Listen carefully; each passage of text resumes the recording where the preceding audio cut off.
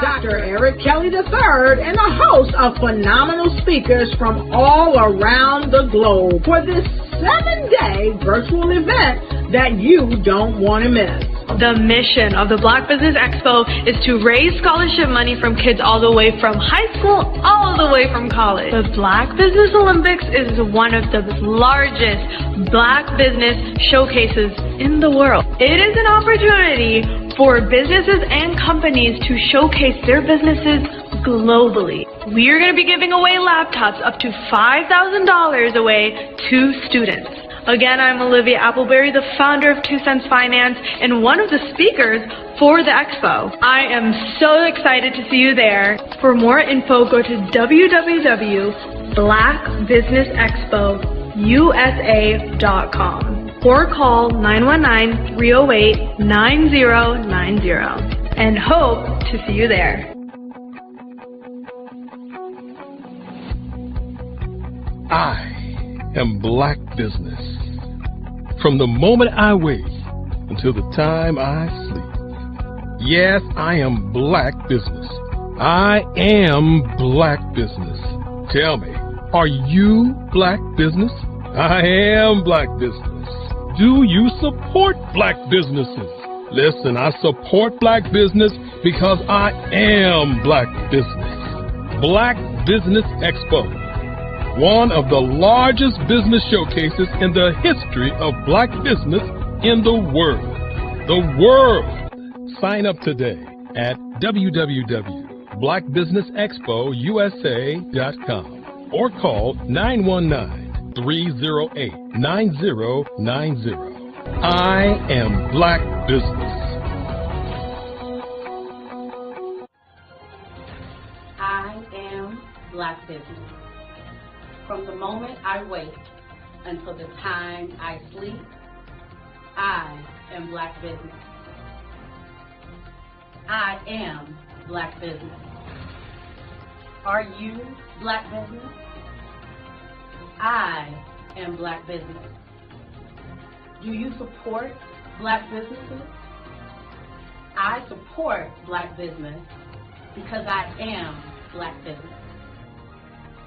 Black Business Expo, one of the largest business showcases in the history of Black America in North Carolina.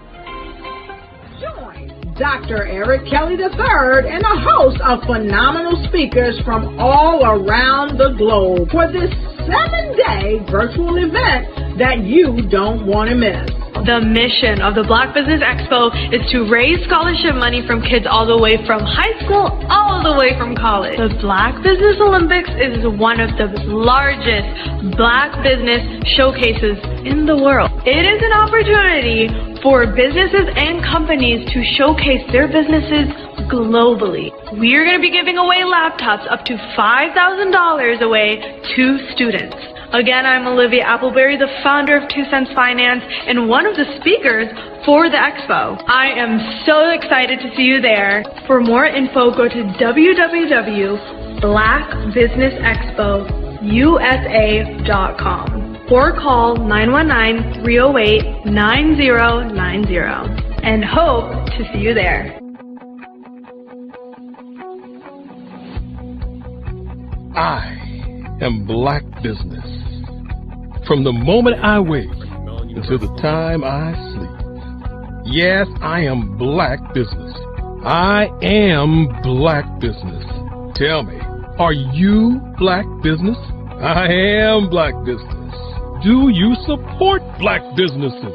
Listen, I support Black business because I am Black Business. Black Business Expo, one of the largest business showcases in the history of Black business in the world. Oh, excellent. So when people, oh, sorry, apologies. Go ahead.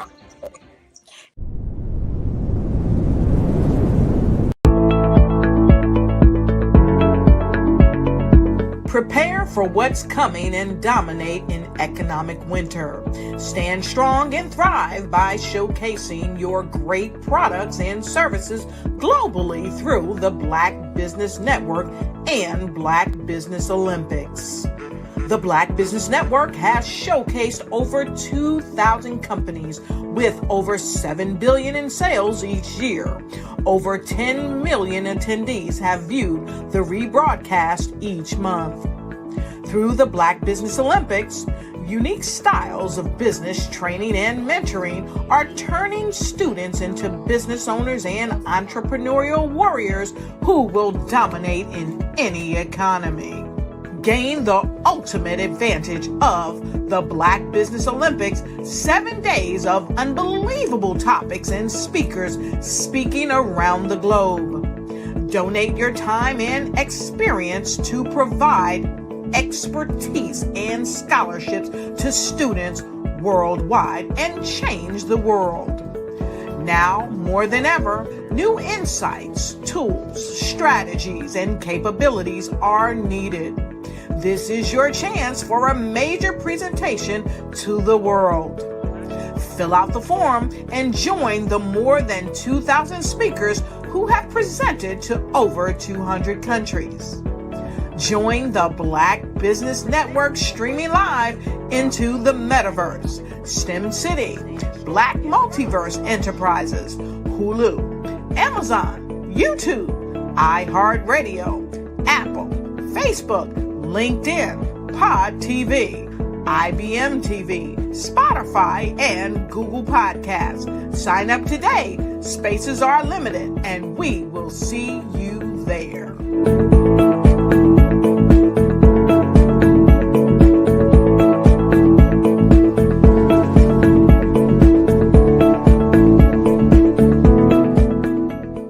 All the way from high school, all the way from college. The Black Business Olympics is one of the largest Black business showcases in the world. It is an opportunity for businesses and companies to showcase their businesses globally. We are going to be giving away laptops up to $5,000 away to students.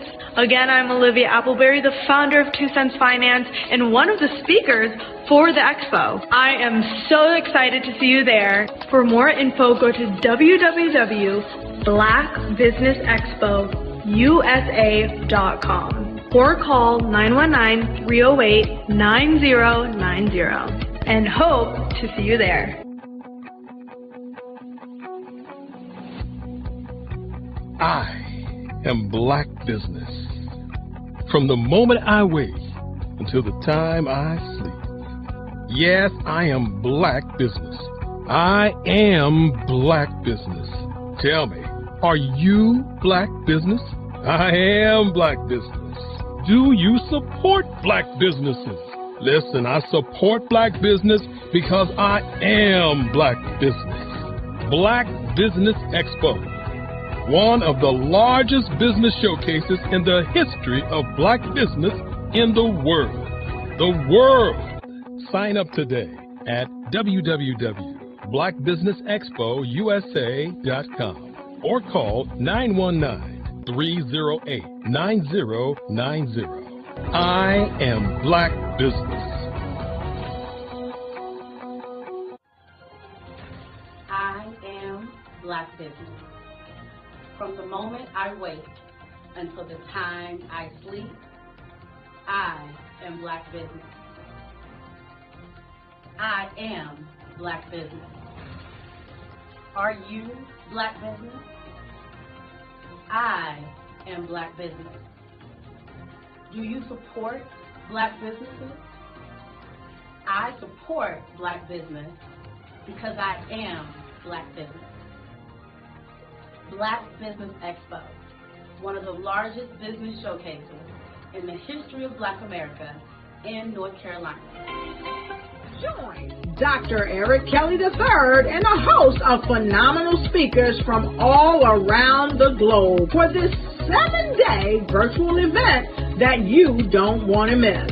The mission of the Black Business Expo is to raise scholarship money from kids all the way from high school, all the way from college. The Black Business Olympics is one of the largest Black business showcases in the world. It is an opportunity for businesses and companies to showcase their businesses globally. We are going to be giving away laptops up to $5,000 away to students.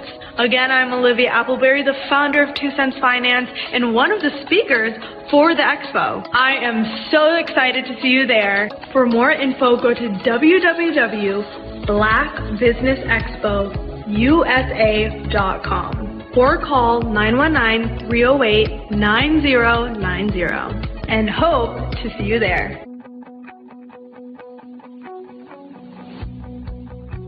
I am Black Business.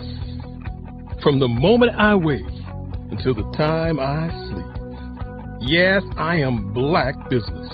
I am Black Business. Tell me, are you Black Business? Black Business Expo, one of the largest business showcases in the history of Black business in the world.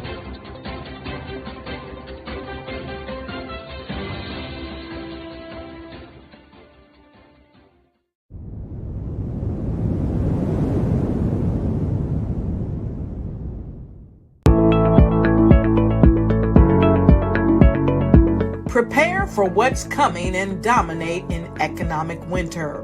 Stand strong and thrive by showcasing your great products and services globally through the Black Business Network and Black Business Olympics. The Black Business Network has showcased over 2,000 companies with over $7 billion in sales each year.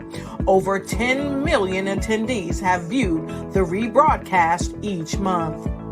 Through the Black Business Olympics, unique styles of business training and mentoring are turning students into business owners and entrepreneurial warriors who will dominate in any economy.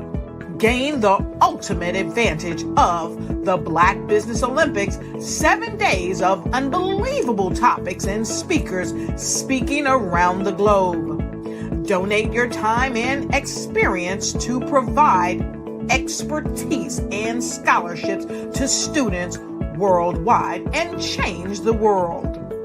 Now, more than ever, new insights, tools, strategies, and capabilities are needed. This is your chance for a major presentation to the world. Fill out the form and join the more than 2,000 speakers who have presented to over 200 countries.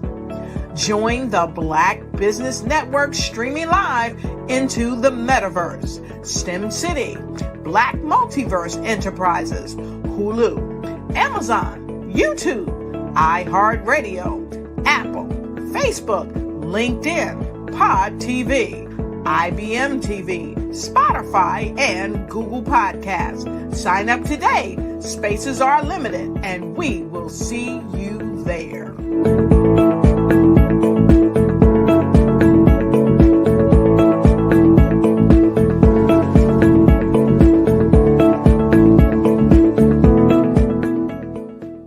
Black Business Expo's mission is to raise funds for high school seniors going to college or K-12 entrepreneurs.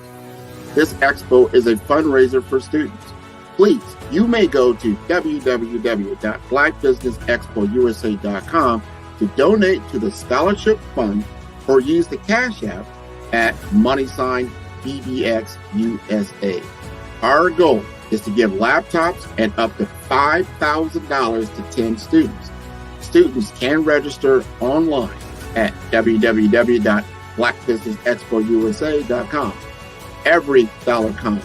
Please donate to the Black Business Expo USA Scholarship Fund.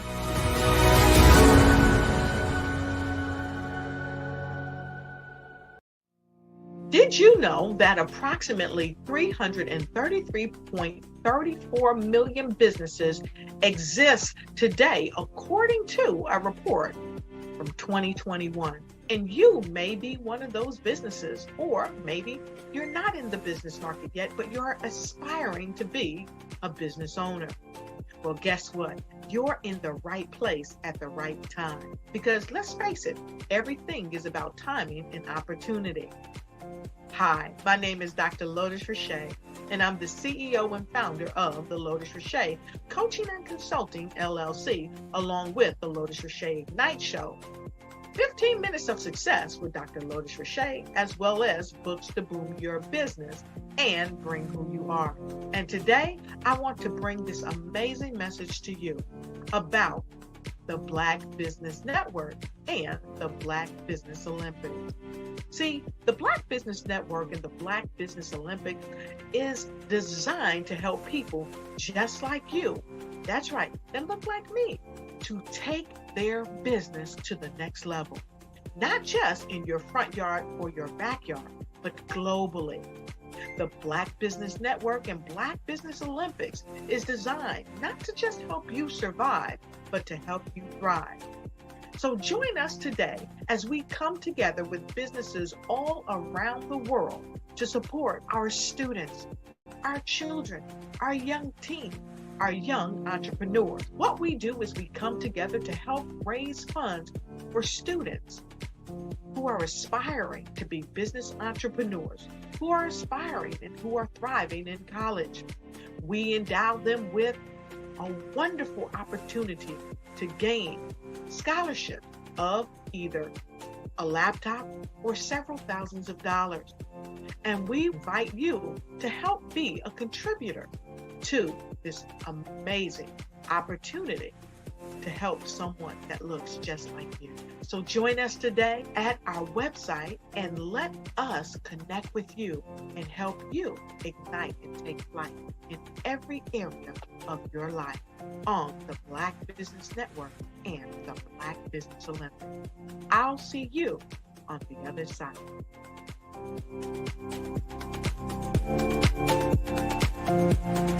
Hello, I am Dr. Eric Kelly III, the visionary strategist and founder of the Black Business Olympics.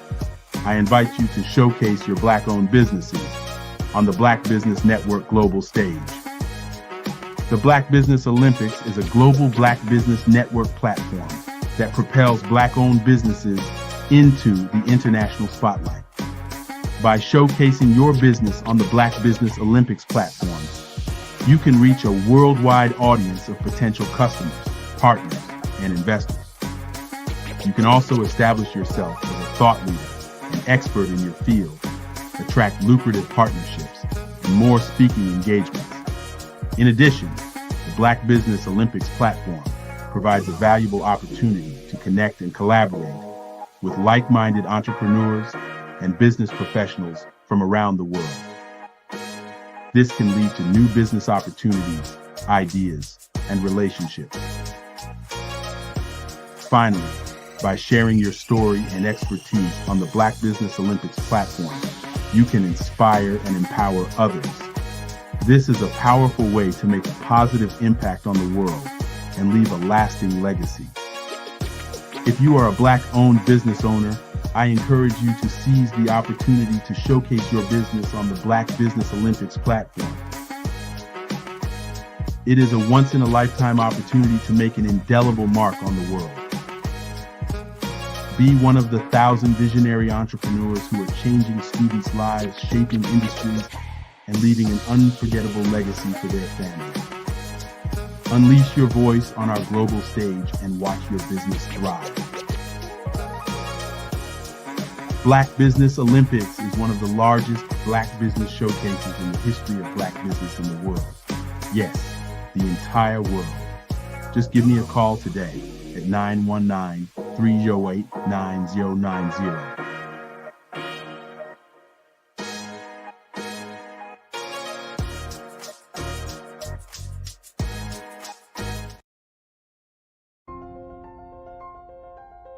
What if you could build your own city? A place where every child can find nurturing people to help them achieve their full potential. A place where every adult can access job training support, where health education is abundant, where social justice ruled the land. A place without limitations. Welcome. You have arrived at STEM City USA. It is what every city should be. A safe and trusted community where you find people and resources to help you become everything you are and beyond. STEM City is unlike anything you have ever experienced. It is a digital twin of the world around you, only better. STEM City is about energy and soul renewal. It is more than a digital world. You can almost feel the power of live cultural events, music, and theater. STEM City promises a better future for children with caring mentors and hands-on activities with dedicated tutors to support our youth. STEM City is your passport to a healthy lifestyle with weekly events addressing our community's many issues. STEM City is your financial well-being with helpful information on wealth management, career advancement, job training, and so much more. STEM City is the community you deserve. It is the city where your dreams can come true. STEM City USA, a place in the sky that is accessible to all who reach for the stars.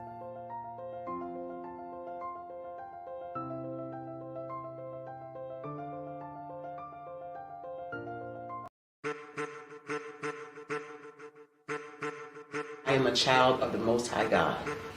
He has gifted me in ways that I could not even imagine and didn't know.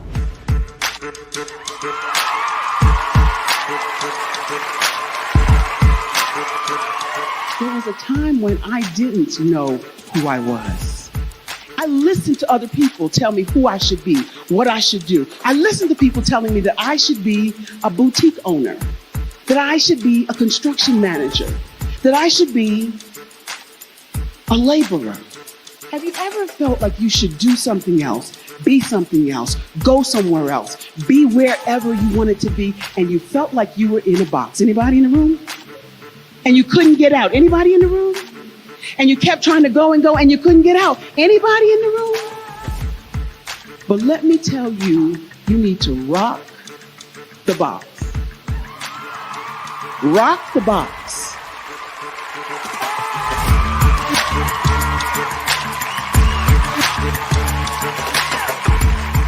I am engaging, inspiring, and empowering.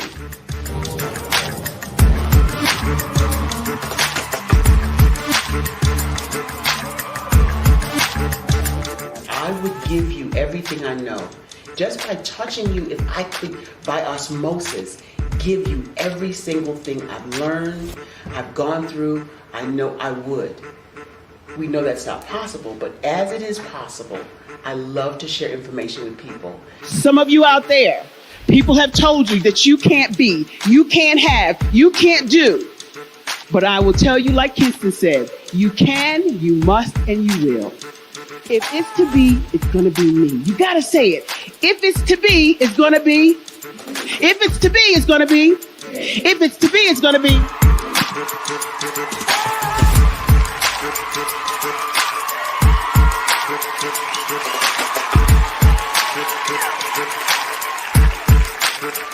Barbara is because she believed what her mama said about her and not what other people told her.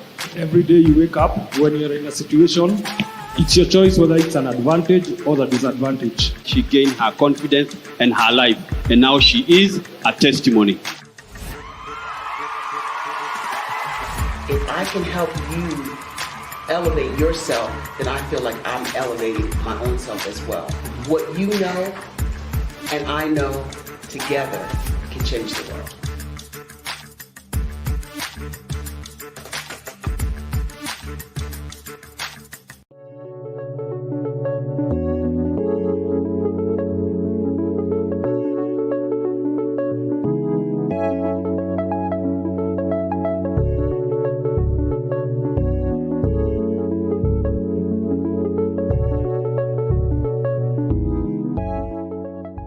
Passion has been around helping communities of color and historically underrepresented and underserved communities, minority, rural, veterans, persons who are differently abled, in the intersection of education, innovation, technology, industry, and let's throw some entrepreneurship in there just for fun.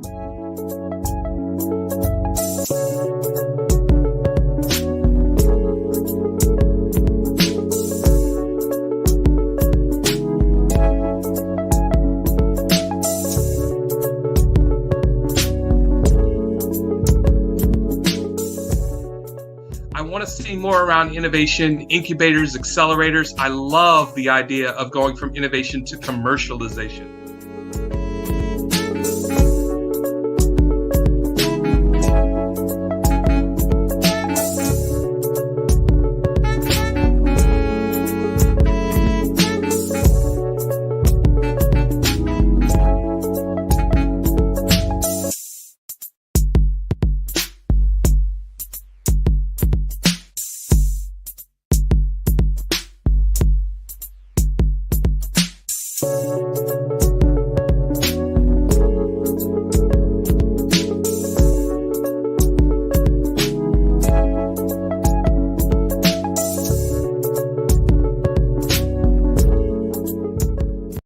Follow the Brand TV broadcast host, Grant McGaw, as he visits with top executives and entrepreneurs to find out their secrets of success with their personal brand. Follow the Brand TV broadcast host as he focuses on brand development to build better relationships, bring value to your business, relationships, and career. You will enjoy listening to each episode that is tailored to speak to you directly. If you're looking for this type of clarity in terms of building your brand, you have tuned into the right station. Each episode will help you to shape a conversation in the 5-star BDM network of 20,000 professionals and become a springboard for your corporate engagement and business opportunities. Each guest will frame their story in the areas of personal branding, business development, career development, financial empowerment, and technology innovation. Grant McGaw explains why he is the CEO and owner of his own professional career. Grant is an accomplished business leader and entrepreneur who wants to give back to individuals to grow their personal brand strategy. Tune in as he weaves his story about new possibilities, while to you exceed expectations. If you love storytelling, this show will make for fun.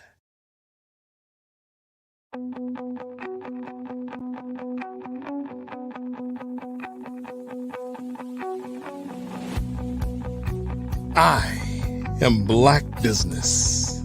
From the moment I wake until the time I sleep. Yes, I am Black Business. I am Black Business. Tell me, are you Black Business? I am Black Business. Do you support Black businesses? Listen, I support Black business because I am Black Business.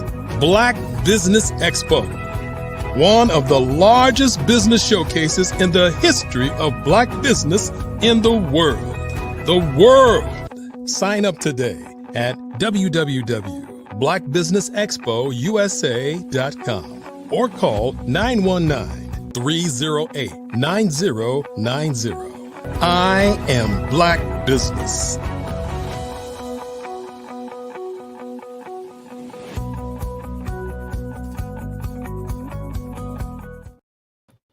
Good day, good day, good day, business owners, entrepreneurs, thought leaders, and corporations.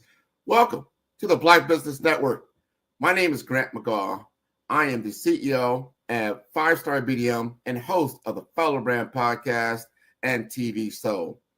And I am your business moderator for this day on the Black Business Network.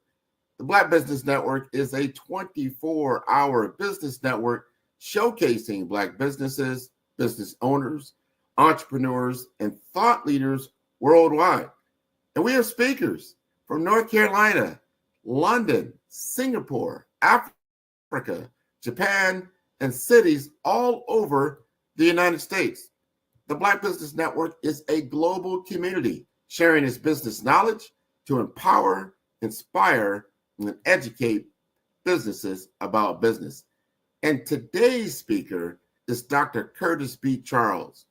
Curtis Charles is a distinguished figure in the realm of higher education and technology. As the Dean of Academic Affairs at the University of the West Indies Five Islands campus and a keynote and motivational speaker, Dr. Charles' journey is nothing short of inspirational. Rising from a background where he did not attend high school, he now stands as a senior leader in technology and a higher education showcasing the power of determination and education. An MIT certified data scientist, Dr. Charles leverages his expertise to impact educational technology.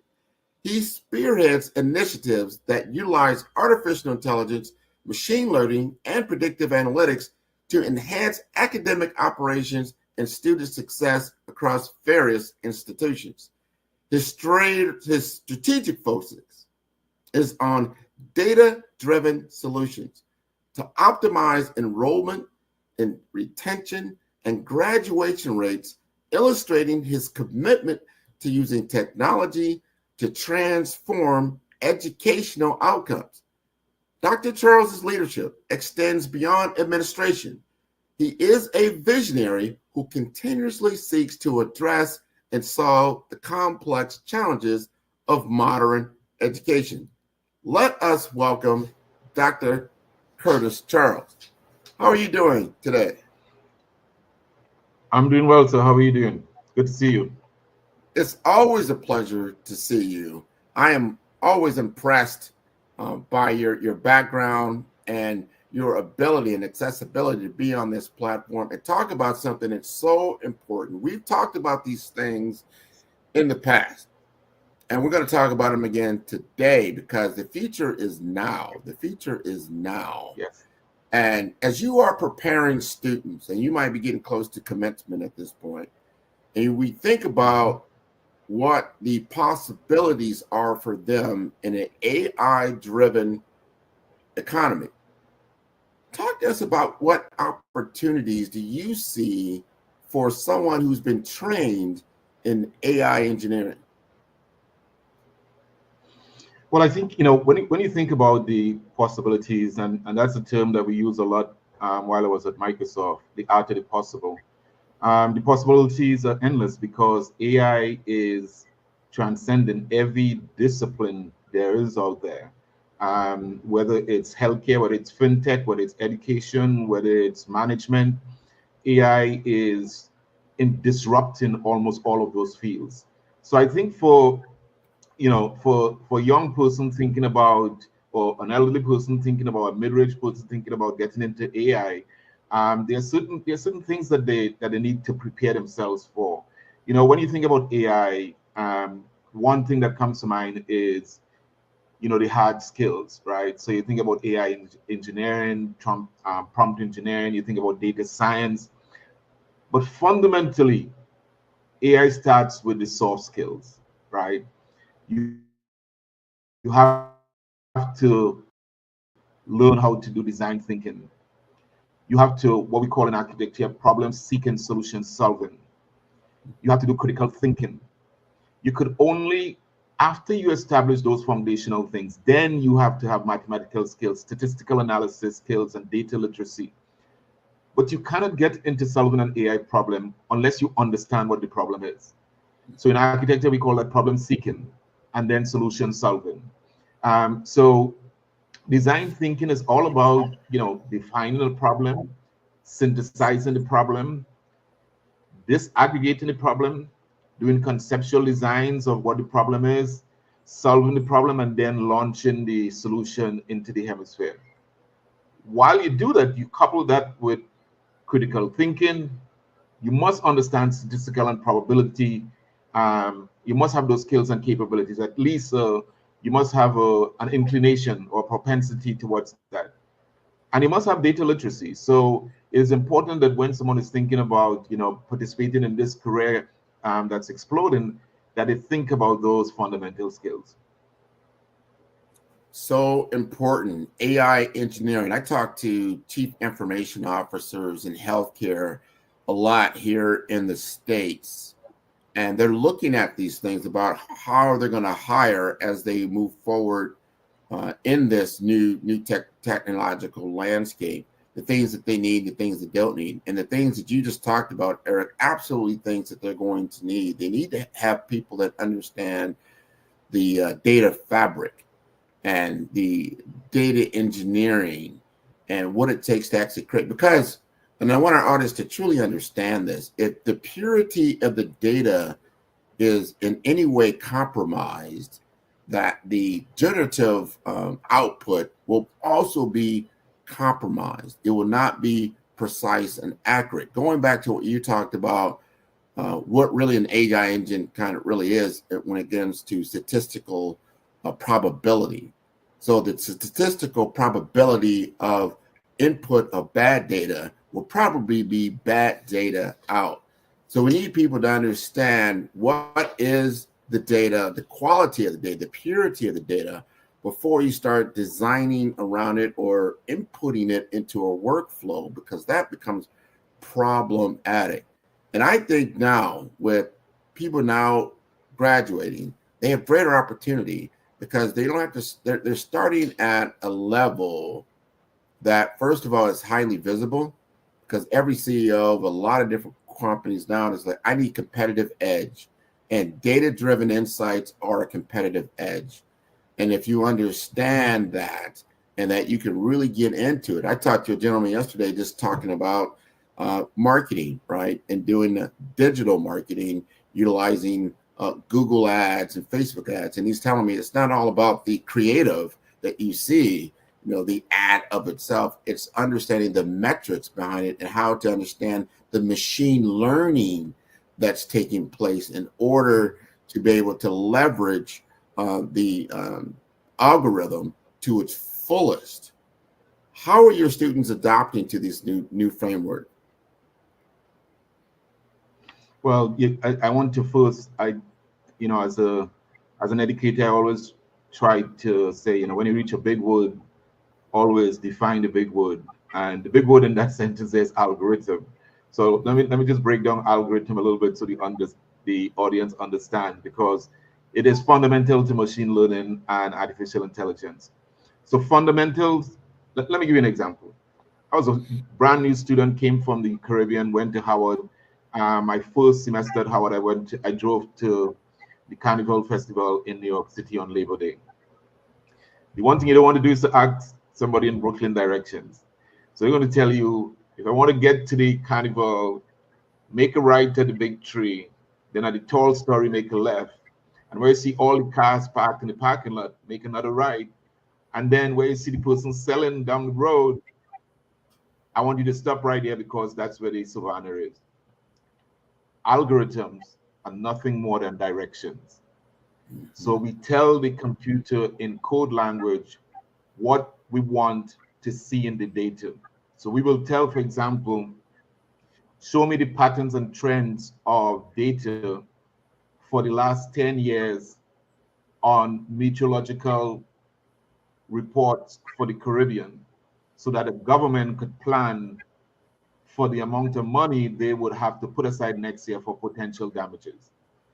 So the code is going to go in there and look for those patterns and trends. And based on those patterns and trends, then you could make data-driven decisions. So every time you hear the word algorithm, it's similar to the direction. It's similar to you telling your child, basically go and sit down and be quiet in the corner. Otherwise, if you don't do X, Y, and Z, then you may get X, Y, and Z. Those are algorithms. So anytime you hear that, think about your own examples. That is wonderful that you now give us some context around what an algorithm is. And then prompt engineering is what you're telling the machine, let's just call it the machine because that's what it is. You're telling the machine what you want and what you want it to do. One thing I love about like generative AI, and there's a lot of different artificial intelligence, but generative AI is really what's gotten the headlines. That's your Chat GPT, your Gemini, Bard, your Claude, that is able to give you information very quickly. Now it's not just text information, and you can do a lot of imagery. And then you've got now Sora, S-O-R-A, that can do a lot of text to video. So you can make very instantaneous videos in a almost 4D or very high quality. And it's very great. But if you don't have the right prompt engineering, going back to what you were saying earlier, people are like, what do you mean by prompt? That you have to tell it what to do, and you have to tell it what to do intelligently to get the right output. Talk to us a little bit about prompt engineering. So prompt engineering is one of those new concepts we find in artificial intelligence. And it basically is what I just said, which is given a series of directions, just like how you tell that person how to get from point A to point B. Prompt engineering is the same thing. For example, if I want to get from Washington, D.C. to New York City, I will go to the command prompt in something like one of the large language models and says, imagine that you are driving from Washington, D.C. to New York. Please give me an estimate of how much tolls I'm going to have to pay to get from Washington, D.C. to there, so that I could now make a decision, a data-driven decision on how many tolls. I will also ask it, please give me the shortest distance from Washington, D.C. to New York.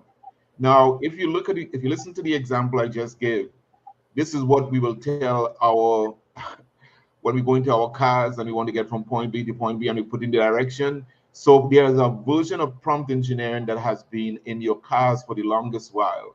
Now what we are taking is that we're moving that prompt engineering to computers, so you have an interface that you could do that. But it is really essential that when you think about prompt engineering, you think about becoming that computer interface. One of the things we say in research a lot of time is that if you're studying this cup, right? If you're studying this cup, you need to become the cup. And so when you're thinking about a prompt engineer or you're thinking about the prompt function, is that you have to become what you're trying to get. So it is really important that you don't see this thing as rocket science. It really is a series of trial and errors, and then you try to improve it. So for example, what I talk about just now, I want to get from point A to point B, but I also want to get the amount of money I paid in tolls, and I want to also avoid all the highways. And by the way, I also want to avoid any potential accidents. So you started with one prompt, and then you get much more complex. So that is how you build your vocabulary in prompts. Imagine you're so-and-so. You want to do a business plan for a business. You go to the prompt and say, imagine you are a social media expert and you want to develop a business plan for investors to invest in your social media. It will then spill out to you a prompt. So a lot of people believe that, you know, large language models and ChatGPT and stuff, it does all the work for you. It's a beginning. It's the ability to start from somewhere, because that's going to give you a general overview of a business plan, but then you have to refine that. So my business is in Washington, D.C. It's right in the heart of Adams Morgan, all the cultural area. Based on the context of Adams Morgan, which is very artsy and cultural, now you begin to refine. So now your business might be related to social media of arts. So it's about massaging the prompt. And again, this is what we do in research. As researchers, as trained researchers, we always start wide. We always call it the funnel method. So if you could imagine a funnel that you use in a bottle, you start wide. So you ask all the questions that you could ask. And as you begin to get more information, the more information you research, the wider and narrower you get to the funnel. Prompt engineering is no different. You got to find the analogies in real life. I like that. That's how you get very, very precise. You have to train your model. A lot of people didn't realize that you can train your own GPT within Chat GPT. Yes. And if you look there, it gives you that capability to create a GPT. And I encourage people to understand how to use that, because to what you just stated, Dr. Charles, you can start putting inputs into your particular GPT that'll speak in your language and be very segmented to what you want it to accomplish, especially if you're going to use it continuously over and over again for, let's say, a research or business plan, or for your particular business that you can then utilize. So it's not just so generic. What you're doing, you're training that particular machine to operate and be your brand strategist, let's say, or your business partner. You're my business partner in so-and-so business, and you give it as much information as it can. And then because it has access to a much larger data set. And that's what a large language model is. It can then bring you this information and insights that you can begin to utilize in Michelle's. Now, one thing I am concerned about, and you've heard it probably in the news, and I'm sure you know about it, and that is the bias in AI and the ethics around AI. And I noticed that, let's say I go to my chat GPT and I say, all right, I need you to draw me a picture of a hospital CEO. Most of the time, it's going to start showing me a Caucasian CEO. And I could be in any part of the world, and there are many ethnicities in the world, but it always starts with a white male.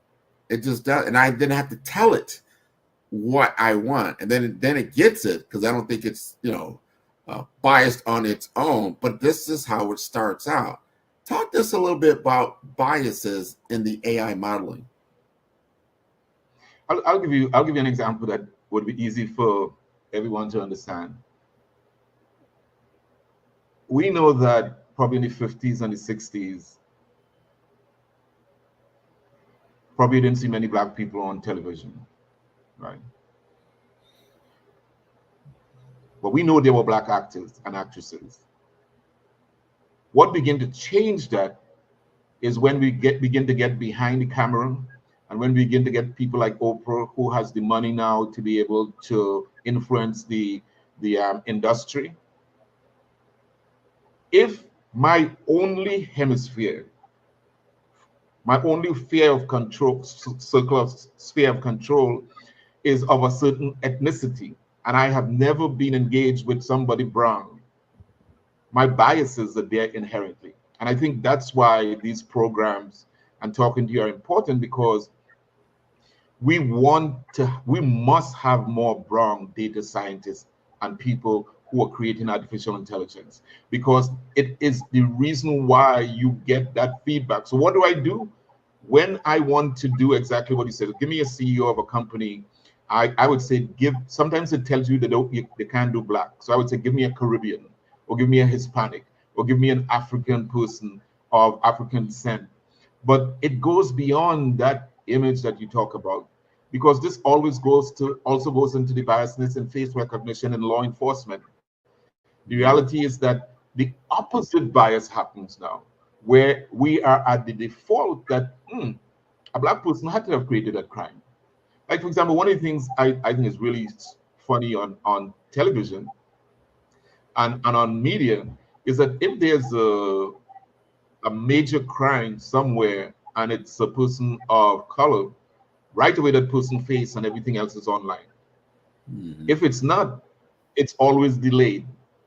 That's an inherent biasness in there. How does that change? That changes when we have much more people of color owning stations, having the rights to make decisions, being at the top of some of the news media, and what we're doing right now, having a conversation that's going to an audience of color. So biasness is probably one of the greatest sins that we have to overcome in AI, and I would say, and it only happens when we do like what we're doing at the University of West Indies 5 Island campus. We are developing in the School of Science, Computing, and Artificial Intelligence a new generation of AI experts and computer scientists who are basically going to change that paradigm. Because now, if I ask a company in the US to create face recognition for the airport in Antigua and Barbuda, they don't have a concept of the features that we have in the Caribbean. They don't have a concept of how we walk. As a matter of fact, you could tell whether somebody is an adversary in an airport by the way they walk. If they're walking on the right side and it's not normal, that person might be carrying a rifle. So they may be carrying something. So, but you could mistake the gait of a Caribbean person or an African person if you don't have any knowledge of them.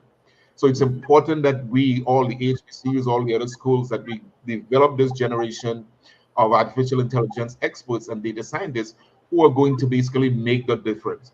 But I want to be very clear. Artificial intelligence is very much an interdisciplinary field, right? Because after we create the algorithms, somebody has to interpret it. So you need the social scientists, you need the sociologists, you need the educator, you need the anthropologists. They need to be part of the team from the beginning so that these things could be so you could begin to flag these things that it doesn't happen.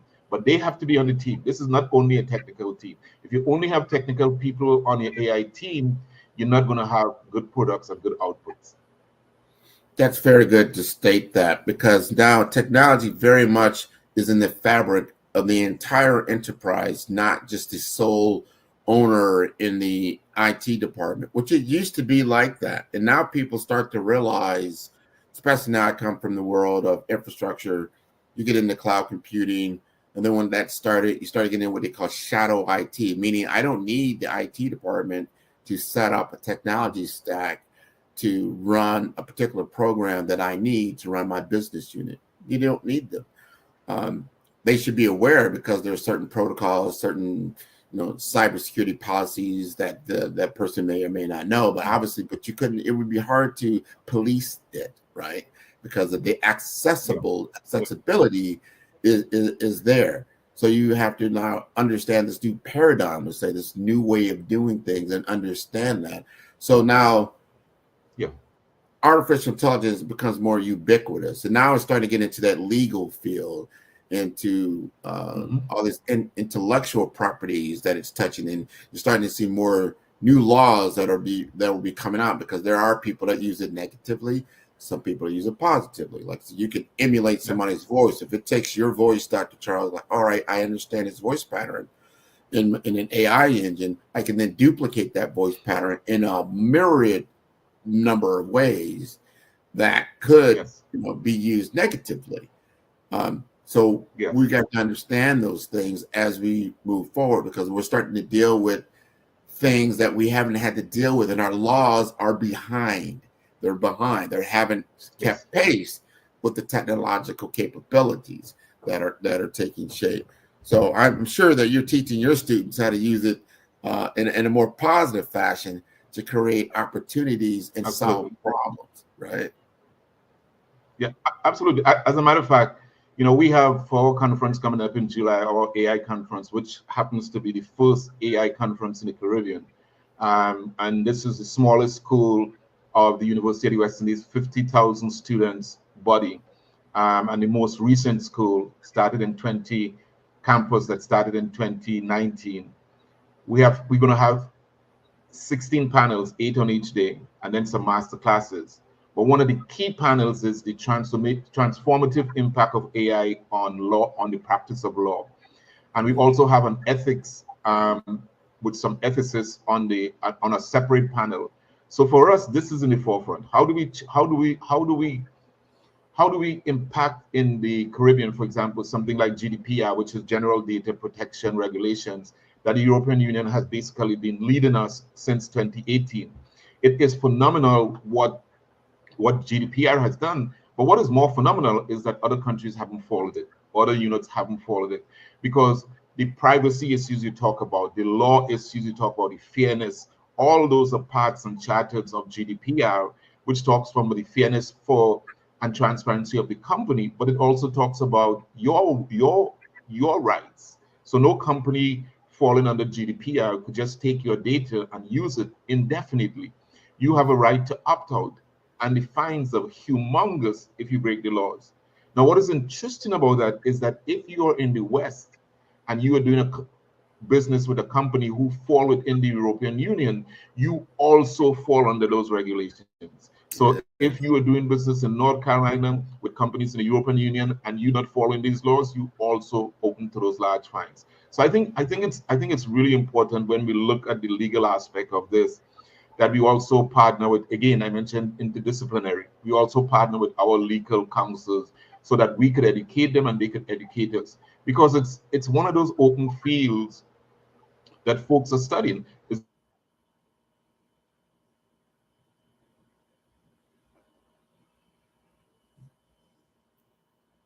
I think Dr. Charles has his internet has gone dark. There you are. Yeah, I've always said that all of these professions are legal. I was talking to one of my colleagues yesterday, and I was saying, I have never seen higher education as not being legal.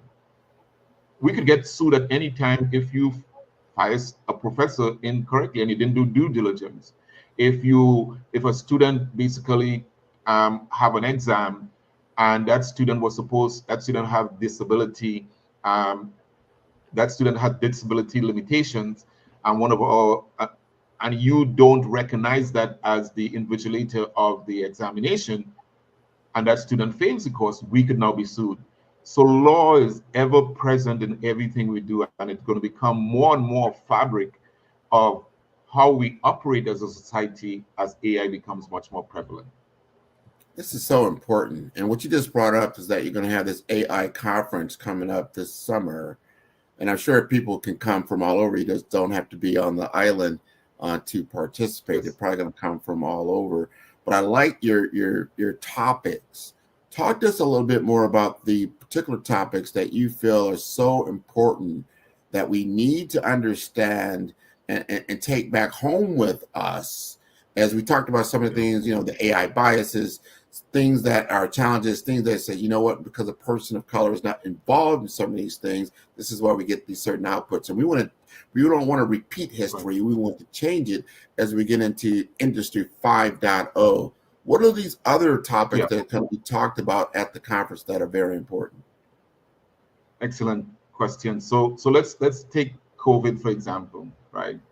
So we're going to be talking about AI for the preparedness of pandemics and epidemics, because we weren't prepared, right? So how could we use this powerful tool now to prepare ourselves? And I've always said that more people died of COVID because of lack of interoperability, right? The systems won't talk into each other.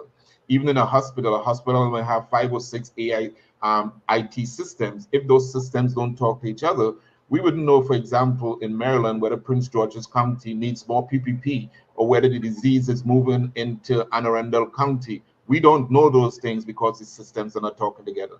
If the systems could talk together with interoperability, now we have the ability to know where all the resources are to quarantine the disease as it moves and move healthy people away from people who potentially sick. We're going to be talking about that at the conference. But if we stick with COVID, for example, more people of minority origins, whether it's African descent or Hispanic descent, we die more of non-communicable diseases than communicable diseases. Wow. Black folks die from high blood pressure, diabetes. These are all non-communicable diseases. So we're going to have a panel of experts, both from PAHO as well as local doctors and some IT specialists, AI specialists, talking about how do we use AI as a force multiplier in non-communicable diseases. And I'll give you an example. Women are susceptible to cervical cancer. We are working with a young doctor from Jamaica who is on contract at the hospital in Antigua. And she's an OBGYN, and she came to us like 2 years ago. She said, Dr. Charles, there has to be a solution using AI of how we could stem cervical cancer. So we just submitted an article with her, four AI professors in the university system and her. And we are looking at how AI could be used along the patient continuum. So as you know, in management consulting, we talk a lot about the journey map, the customer journey map, right? So we want to know where the customer starts, where all the points of pain, where the end. So we use that as an analogy and talk about the cervical cancer patient journey map. So at every point, where is, for example, at age 13 to 15, you get you assess whether you have the disease or whether you don't. You start with the treatment. If you start with the treatment, and then if you're infected, then you move into a certain category until we get the cure. Well, at each one of those nodes are important data collection points that feeds into a data lake. Now that feeds into a data lake, now we could run algorithms to see what's the comparison or what's the relationships between somebody that's in teenage and the effect of the disease on somebody that's 60 years or a baby boomer, and how is the disease moving through the continuum of women in our society. Completely different to what we would think about how we treat this disease. But we pull something from management consulting and say this is how it could be used in, so totally innovative. So we're also looking at, you know, in the Caribbean and in what we call SIDS, small island development states. In small island development states, we can't do anything about climate change. We can't. Well, before you continue, Dr. Charles, we are coming up to the end of the hour. It sounds like you have a lot going on at this conference that we all need to tune into and be a part of. And we want to see more of your students being a part of the Black Business Network as well. This is an opportunity to expand the reach and to expand knowledge and to expand network and really bring ourselves together. So again, we do not want to repeat the lessons of the past. We want to get involved with this type of technology at all levels so that we can master it and utilize it for our common good. This has been wonderful. And before I let you go, tell us when the conference is and how to contact you. Sure. The conference is on July the 8th to the 10th, 2024 on our campus on the beautiful island of Antigua and Barbuda. We're going to have on the evening of the 8th a kickoff at the Hodges Bay Resort, which is the playground for most Americans in Antigua and Barbuda. Then we're going to have the next day on campus, and we're going to do something interesting on the first day of the conference on the 9th. We're going to end at 4 o'clock, and then we're going to go over to another resort that's partnering with us right next to campus, which is called Royalton Resort. Royalton Resort is going to host us for the night. We're going to do 3 back-to-back master classes, one on AI in drug development, which is the Vice President of AI for GlaxoSmithKline. Then Dr. A young American intelligent rebel who ran for the governorship of Arkansas, Dr. Chris Jones, is going to be talking about smart cities of the future. And then UNESCO is talking about a roadmap for the Caribbean on AI. And then we're going to have a taste of the Caribbean and live soca music. And then we're going to come back the next day. But it's going to be phenomenal. To get more information, you can go to 5islandsaiconference.com. That's 5islandsaiconference.com. Or you could always reach me. I'm on 910-431-9718. 910-431-9718. You could follow me on LinkedIn, or you could send me a text. But please try and make it. We also have virtual opportunities as well. Well, we're going to make it. This is going to be wonderful. Again, thank you for being on the Black Business Olympics, the Black Business Network. I want to see more of your students involved. I'd love to have them on the show. This is a great opportunity for them to truly showcase their skill sets, their tool sets, and their mindset. And we would love to see them. So genius is coming, and I'll see you on the other side. Thank you. Wonderful, wonderful information. The Black Business Expo's mission is to raise funds for high school seniors going to college or K-12 entrepreneurs. This expo is a fundraiser for students. You may go to www.blackbusinessexpousa.com to donate to the scholarship fund, or use the Cash App that's on the screen below. That is $BBXUSA. Our goal is to give laptops and up to $5,000 to 10 students. Students, you can register online at www.blackbusinessexpousa.com. Every dollar counts, so we want to remind you to donate to the scholarship fund. We would also like to thank our Black Business Expo USA sponsors for April 2024. They include NC100,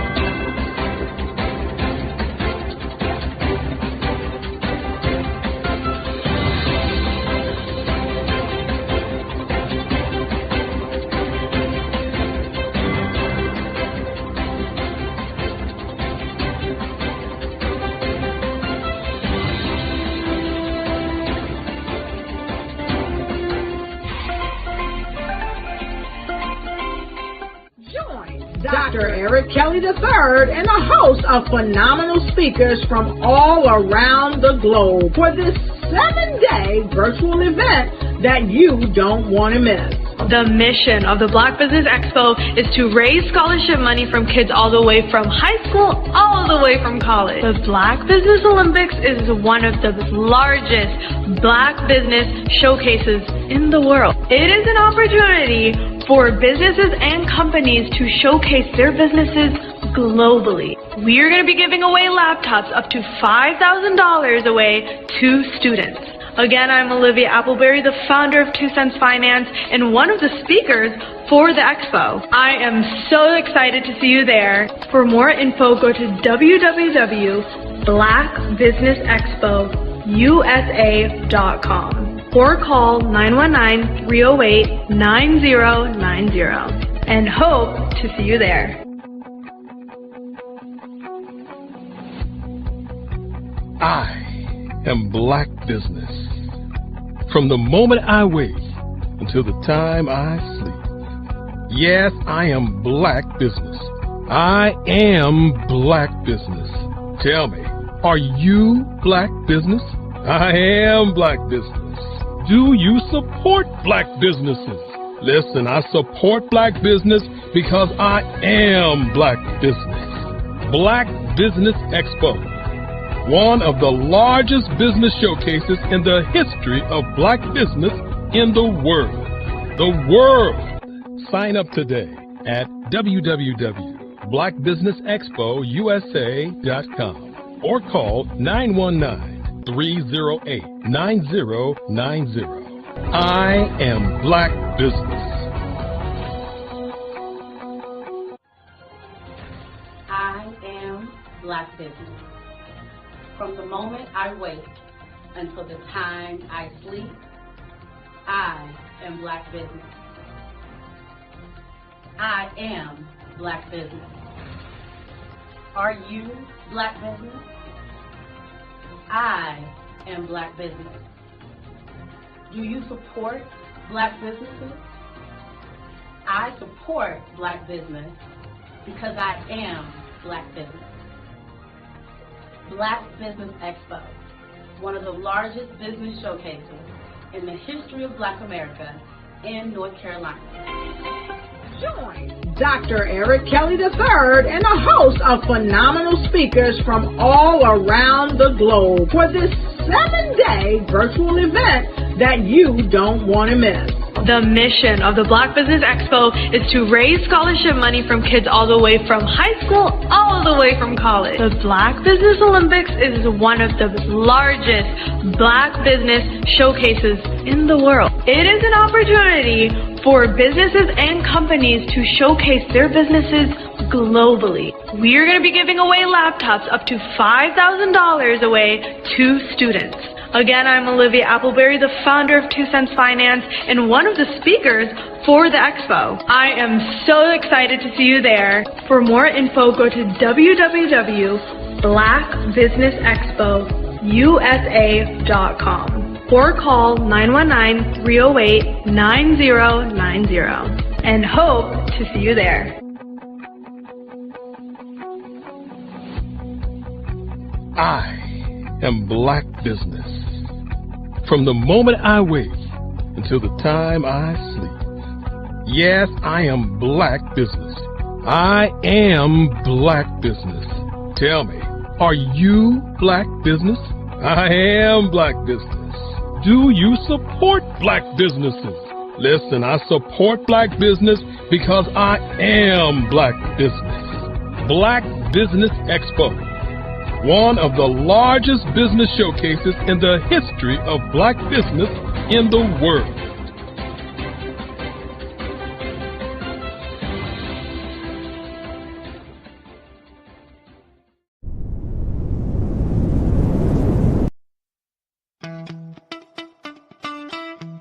How many times have you been asked to help someone you didn't even know, a student, a business entrepreneur? Or did you ever even ask, where did they end up? That business, that friend, that entrepreneur. Well, just maybe they ended up in a gang, bankrupt, homeless, or worse, dead. Maybe they turned to crime, drugs, and alcohol. Did you ever wonder? Did you destroy their dream, or was your life always so easy? At the Black Business Olympics, we started a movement to help students complete. Give them hope and foster success. Help them to leave their dreams of providing laptops, computers, and up to $5,000 in scholarship funds. Today, we ask you to help a student, a business owner, or an entrepreneur to realize their dream by sponsoring them, supporting them, and buying from them. Consider this.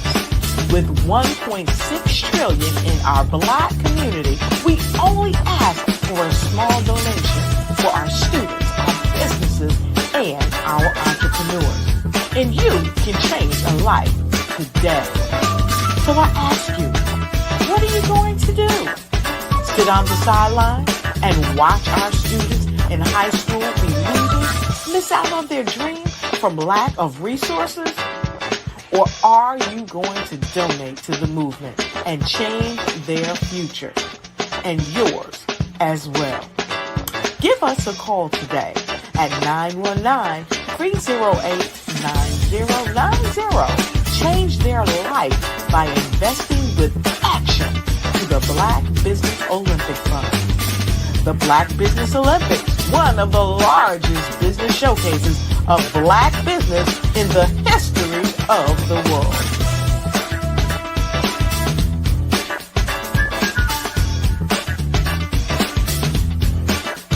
Hello, I am Dr. Eric Kelly III, the visionary strategist and founder of the Black Business Olympics.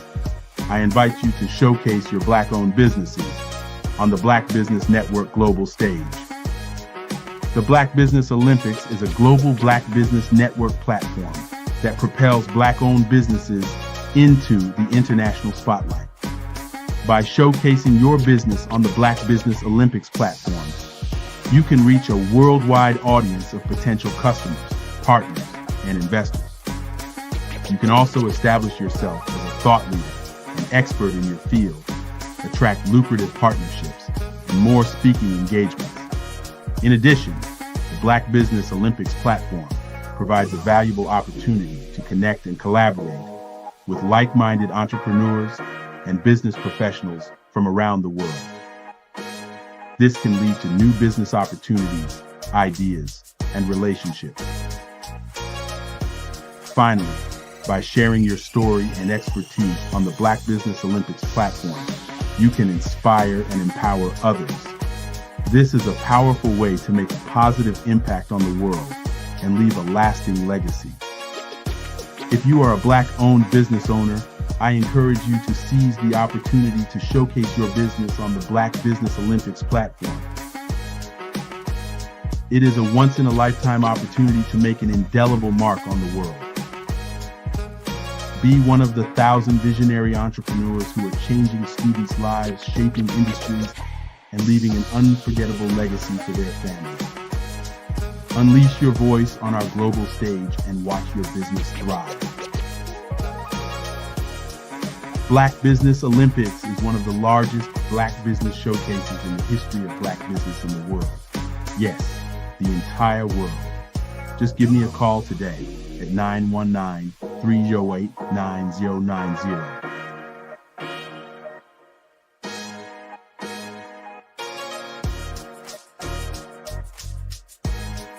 Ladies and gentlemen, get ready for an experience like no other. Tune in every Monday at 1 p.m. Pacific Standard Time for The Mary D. Show, where the ordinary meets the extraordinary. The Mary D. Show brings you powerful insights and inspiring stories from a diverse range of guests. Join our incredible host, Mary D. Welch, as she sits down with thought leaders, business owners, and changemakers, sharing their journeys and successes. From career professionals and entrepreneurs to educators and beauty advisors, Mary D. Welch interviews sports figures and health enthusiasts, offering a platform for extraordinary voices. Explore the world of extraordinary people and places in business and finance, homes and real estate, beauty and wellness, education and empowerment, sports and health, and more. Want to be a guest on the show? Call 619-669-8603 or email Mary at marydwelch.com. Visit www.marydwelch.com to learn more.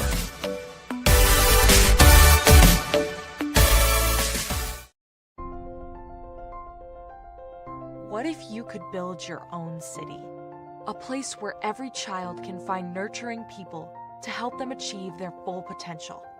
A place where every adult can access job training support. Where health education is abundant. Where social justice ruled the land. A place without limitations. Welcome. You have arrived at STEM City USA. It is what every city should be. A safe and trusted community where you find people and resources to help you become everything you are and beyond. STEM City is unlike anything you have ever experienced. It is a digital twin of the world around you, only better. STEM City is about energy and soul renewal. It is more than a digital world. You can almost feel the power of live cultural events, music, and theater. STEM City promises a better future for children with caring mentors and hands-on activities with dedicated tutors to support our youth. STEM City is your passport to a healthy lifestyle with weekly events addressing our community's many issues. STEM City is your financial well-being with helpful information on wealth management, career advancement, job training, and so much more. STEM City is the community you deserve. It is the city where your dreams can come true. STEM City USA, a place in the sky that is accessible to all who reach for the stars.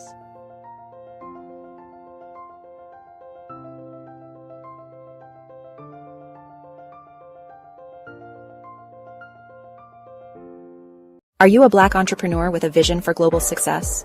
Are you ready to take your business to the next level? Introducing the Black Business Network, BBN, one of the largest Black business showcases in the history of the world. The only 24/7 global multimedia ecosystem dedicated to connecting and promoting Black entrepreneurs, brands, and businesses globally. With BBN, you can sell your business now 24 hours a day to over 200 countries. Reach a global audience in real time, build trust, and generate leads like never before. Access a world of opportunity with our live streaming and replay platform, featuring on-demand content, documentaries, and exclusive interviews.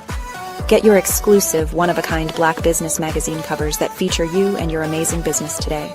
And tap into our Black Business Global Chamber of Commerce, where your voice will be heard globally with over 1 million business owners. Learn the insights and strategies that Black entrepreneurs are using to grow today. Power your business with the Black Business Black Credit and Debit Card. Get cashback, access microloans, and build your business by doing business with Black businesses worldwide. Stay ahead of the curve with the Black Business World Report, our yearly intelligence magazine, providing industry trends, government programs, funding alerts, and so much more. BBN is more than just a network. It's a revolution. It's a global movement, uniting Black entrepreneurs from over 200 countries to share knowledge, build relationships, and create economic empowerment. And for corporations, BBN offers a unique opportunity to demonstrate your commitment to diversity and inclusion and access. Submit your corporate commercial today. Sponsor BBN, reach a targeted audience, and support the growth of Black-owned businesses. Our Black Business Ambassador program provides support and detailed information on all activities. From onboarding to mastermind think tasks, they cover it all. Whether you're looking to expand your business or your viewers, BBN brings together the tools, talent, and technology needed to grow Black-owned businesses worldwide. It's where we speak, sell, connect, and rise. Live and on demand. Join the Black Business Network today. Visit bxtv.org to learn more and unlock your global potential. Where business is broadcast live. Where the future is today. Call 919-308-9090 for your Black Business Fireside Chat today as we showcase your amazing business to over 200 countries. Black Business Network, one of the largest Black business showcases of Black business in the history of the world. Call today 919-308-9090 USA.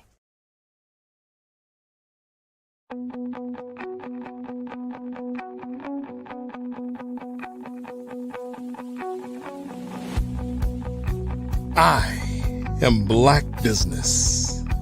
From the moment I wake until the time I sleep. Yes, I am Black business. I am Black business. Tell me, are you Black business? I am Black business. Do you support Black businesses? Listen, I support Black business because I am Black business. Black Business Expo, one of the largest business showcases in the history of Black business in the world. The world!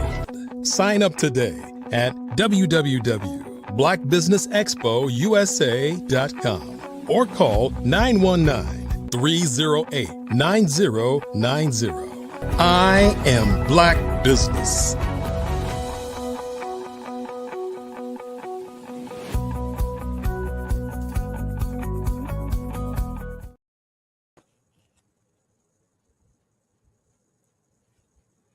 Good afternoon, everyone, and welcome to the Black owners, entrepreneurs, and thought leaders and corporations. Welcome to the Black Business Network. My name is Mary D. Welch, and I am your Black business moderator for this afternoon for the Black Business Network. The Black Business Network is a 24-hour business network showcasing Black business owners, entrepreneurs, and thought leaders worldwide. We have speakers from North Carolina, London, Singapore, Africa, Japan, and cities all around the United States. The Black Business Network is a global community sharing a business knowledge to empower, inspire, and educate businesses about business. Today, I am your keynote speaker. Today, I'm going to tell you about some businesses that I'm involved in and businesses that really I'm thinking that some of you might be interested in. One business is that I am a publisher. Those of you that have said to yourself, before I get into that, I almost forgot. Let me tell you a little bit about me. And I say that because sometimes people, when they know about your background, it kind of gives you an idea of who I am. I'm an educator. I was in education for almost 35 years. And as a teacher, I was a career center director. I was, anybody remember the Job Training and Partnership Act coordinator? And I was also a vice principal. And after 35 years, I said, it's time to look around and see if there's something else I might be interested in doing. And at that time, it was scary. It was scary to retire. I was like, oh my goodness, did I really prepare for this? But the way the story went, I actually will share this with you. My principal tried to talk me out of it. She literally said to me, you need to stay. You don't need to leave right now. And every time I think about this story of how I came into retirement but I say retirement. I retired from education, but I have not really retired. I'll be honest, because I still write, publish. I'm a speaker, all these things that I've become because the way I look at my life, I gave myself permission. I gave myself permission. And I tell anyone, I never would tell anybody that road was easy, but it was probably for my life, one of the most important things I've ever done. And so now, in addition to my background as an educator, now I take all of that knowledge, all that, it didn't leave me. Now I've gone into educating. I have an email list that I educate. Those of you may say, well, how do you educate your email list? Because thousands of people are on that list and I share all types of information with them. Some of it is historical. Some of it's about local. Some of it is virtual. It's just a combination of all these things going on in our world. And I try to let people know these are things you can become involved in, or you never know. Or if it's not you, maybe you know someone that has a need. I did a virtual, I didn't do it, but there was a virtual event a few weeks ago, and it was for caregivers. If you are a caregiver, and in our I'll say my generation, many people are, they're caring for their parents or an aunt or an uncle, because nursing homes are very expensive and they usually can't afford it. And even if they can, they feel like they don't want that, because are they going to get the attention that they would get from a family member and the care and the love? And so we tend to have our family members home. That I after that webinar, people were calling saying, thank you. I needed that. I needed to know that this community existed and that I need the assistance, the encouragement, all of these things. I was a caregiver at one time for my mother. Unfortunately, she did pass, but while that during the time she was ill, I was a caregiver for her. And for me, it was a blessing to be there for her. But I know for some people, they can't do it because they work full time and they need, and they may not be able to do that. But those that can do it, and when I find as many of my friends that can take care of their parents, they do. And they usually live with them, or the parent lives with them, or they come and live at their house, that kind of thing. But they are still taking care of them. So I'm just saying that as one example. But I'm a wife, I'm a mother, I'm a grandmother, all of those things. So I'm definitely not just one dimensional. Also a friend. I have girlfriends that I hang out with. I have church community, all of those things that I am. I look around and I think a lot of us are. We're just not involved with one thing. We're involved in multiple things or multiple groups. So just to give you an idea, I've been blessed. The area I live in, I'm the founder and the chartering president for National Council of Negro Women. They didn't have one in our city at that time, and I felt like we needed one, and so I chartered this section, and it is going strong. I'm happy to say I'm no longer the president, but it excites me every time I come to a meeting and I see those ladies there, because it didn't exist before, and now it does. So that's exciting to me. I'm also a writer. For those of you that are writers, I did not know I could write, ladies and gentlemen. Think about this. I found out I could write 5 years after I retired. It wasn't right away. It was 5 years later. It wasn't that second. 5 years after I retired, and then I found out I started writing, and it was children's books. That's how I started writing children's books. When I found I could write, I surprised me. It was a surprise to me that I could write because I didn't know. And it's opened up a world. It's opened a different world to me. It's been a blessing. I will say that. It's been such a blessing to learn these things about me, to find out that I have a creativity. When I look back in my life, though, I remember writing on the back of envelopes, back of a bill. I didn't know that I was being creative. I think about that sometimes, of how much of your creativity did you throw away because you just didn't know that that's what it was. I didn't know that I didn't even know. I never would have said that I was writing, but that's what it was. I was writing. And now I not only know what it is, I'm able to capture it, put it in a book, hire illustrators that work for the company now. And now you have a children's book. But not only do I write children's books, and I don't want to say that, oh yeah, that's all I write, because I have books that are not for children. I have books that are for adults. And the one that people tend to gravitate to is the one I wrote called Saying No Nicely, because the book is really about me. I was the yes person. I didn't know how to say no. I would say every time someone asked me to do something, I would be yes, yes, yes. I didn't know how to, and then what happened was it was a Friday evening. I had said yes to 4 different commitments at the same time. So think about this. This is a Friday. 4 different commitments I said yes to, and they were all at 6:00 on Friday. And I came home, I took a shower, and I got into bed. I never went to any of them. But that was my epiphany of, you have a problem. There's something going on here. You don't know how to tell people no. So I learned from that one incident that I had a problem. It's like when people, that was my rock bottom moment. I said, wow, I didn't know that I didn't know how to say no. And what I did was take this very thing that I was struggling with, and I put it in a book. I put it in a book. What my biggest compliment, this is about 2 weeks ago, a friend of mine told me, which I had no way of knowing. He said, Mary, your book sits on my desk. He's a businessman. He said, I put your book on the corner of my desk.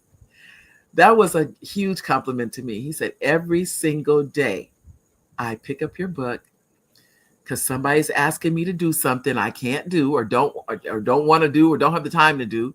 And I read one of those in your book. And he said, it works.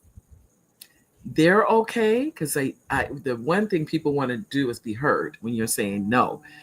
So that person's okay. In addition to that, they don't feel some kind of way. I mean, ladies and gentlemen, let's be honest. When someone tells you no, don't you feel some kind of way if they say it like that? If they just throw that no out, and you kind of like back up. We get in our feelings. We get in our feelings because the way it's not just what they said, it's how they said it. And from the book, I actually put all this in the book, by the way. But I'm giving you some gems that some of you may be able to use. And I tell in the book, I talk about it's not what you say, it's how you say it. How you say no is just as important as when you say no. It's your tone, it's your body language, it's how you look at people. You can send mixed signals to people. That's all in there. And I tell you, because all of these things, I've actually done my own personal survey about this, of how when you say no, you cannot smile and say no. I know you may think this is crazy, but it's true. If you say no and you're smiling, you're sending mixed signals to that person. When you say no, you have to say it. You say it firmly, but nicely, but you don't smile. None of the smiling, none of the grinning, none of that, because they will be like, well, they said no, but you're confusing them with your body language. It's a firmness, but it's a niceness. That's why I titled the book Saying No Nicely, because it's an art. Let me say that. It's an art to say no. So that's one of the books. The other book that I wrote for adults, and I will go, I'll circle back and give you a couple more of those tips from the books, is Saving Your Home from Probate. And some of you, I'm going to give you why I wrote that. Years ago, it's been years now, but a few years ago, as I mentioned earlier, my mother passed away. She owned a home, but there's no but. She owned a home and she had a will. I did not know a will I'd never been involved with property from other people. I never knew anything about the process. I just never did. Never had to, really. But I have since learned a lot. And what I learned is this. Number one, a will must be probated. I didn't know that. I had no way. I mean, why would I know that? But I didn't know it. So I wasn't aware that I would have to go. I was the executor of my mother's estate. I didn't know I'd have to go to court. I didn't know I had to hire a lawyer. I didn't know. It was so many things I did not know. But now I do know. And after having gone through that process, I found out there was one sheet of paper my mother could have had notarized, attached to the deed, and we would have avoided probate altogether.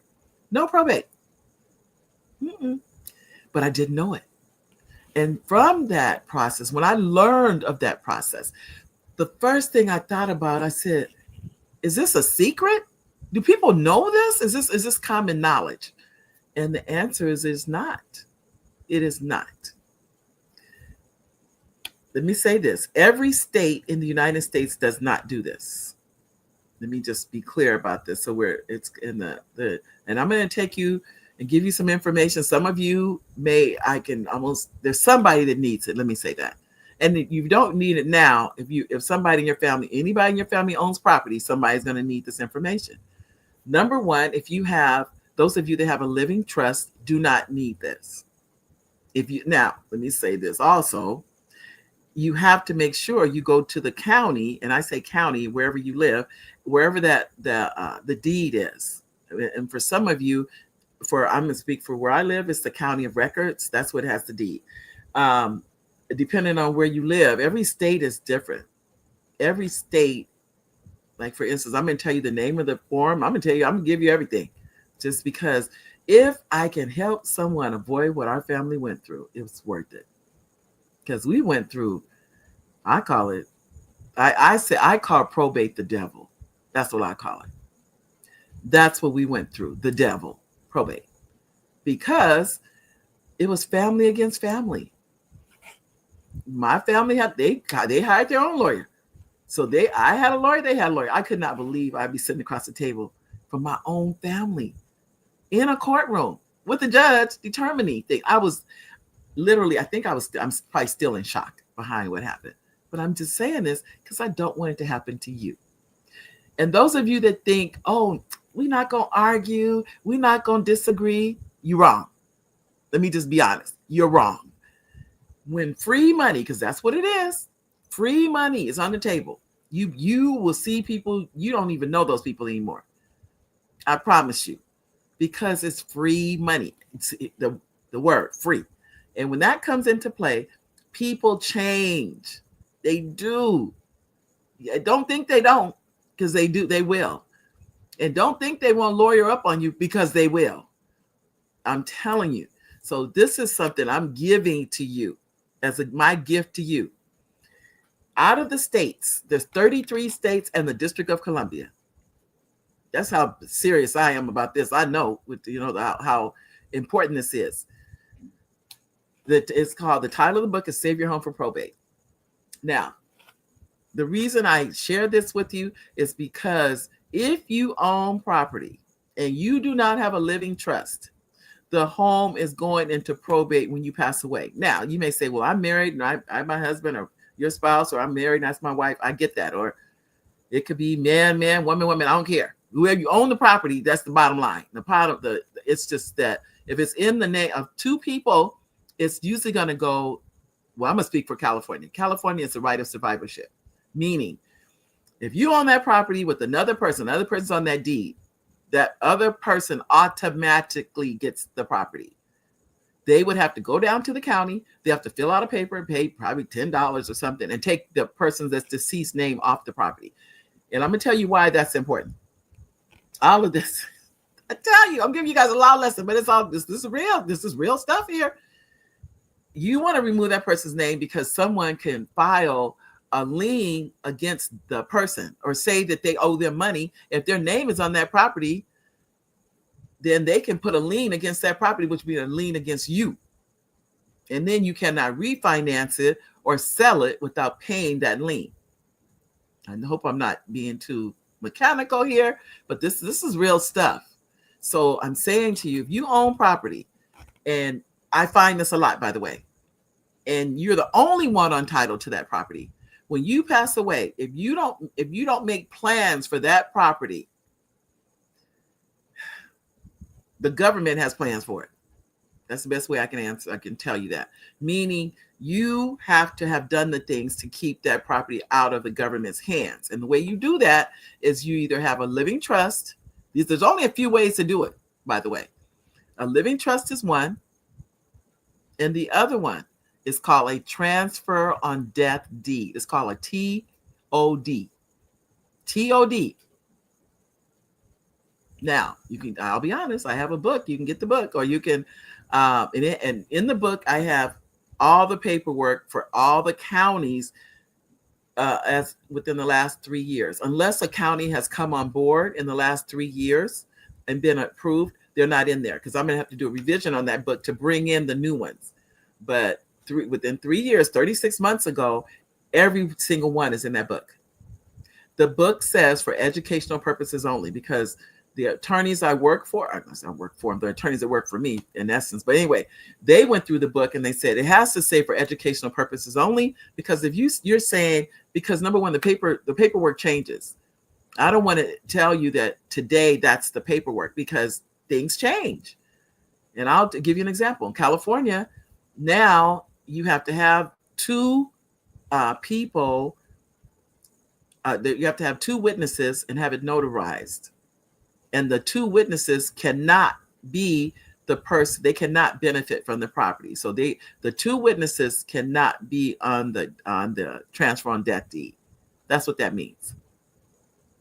It's just like it on a will. Same thing. But that's enough. I don't want to get into that. That's a whole nother topic. I can get into that with you too. But anyway, let's stay focused on the transfer on death deed. If you are in one of those states, and I'll mention a couple. Texas is one, but in Texas, it's called the Ladybird deed. And Florida is called the Ladybird deed. California is called the transfer on death deed. Oregon is called the transfer on death deed. Nevada, transfer on death, and Arizona, transfer on death deed. And the reason I know, because I've researched them, so I know.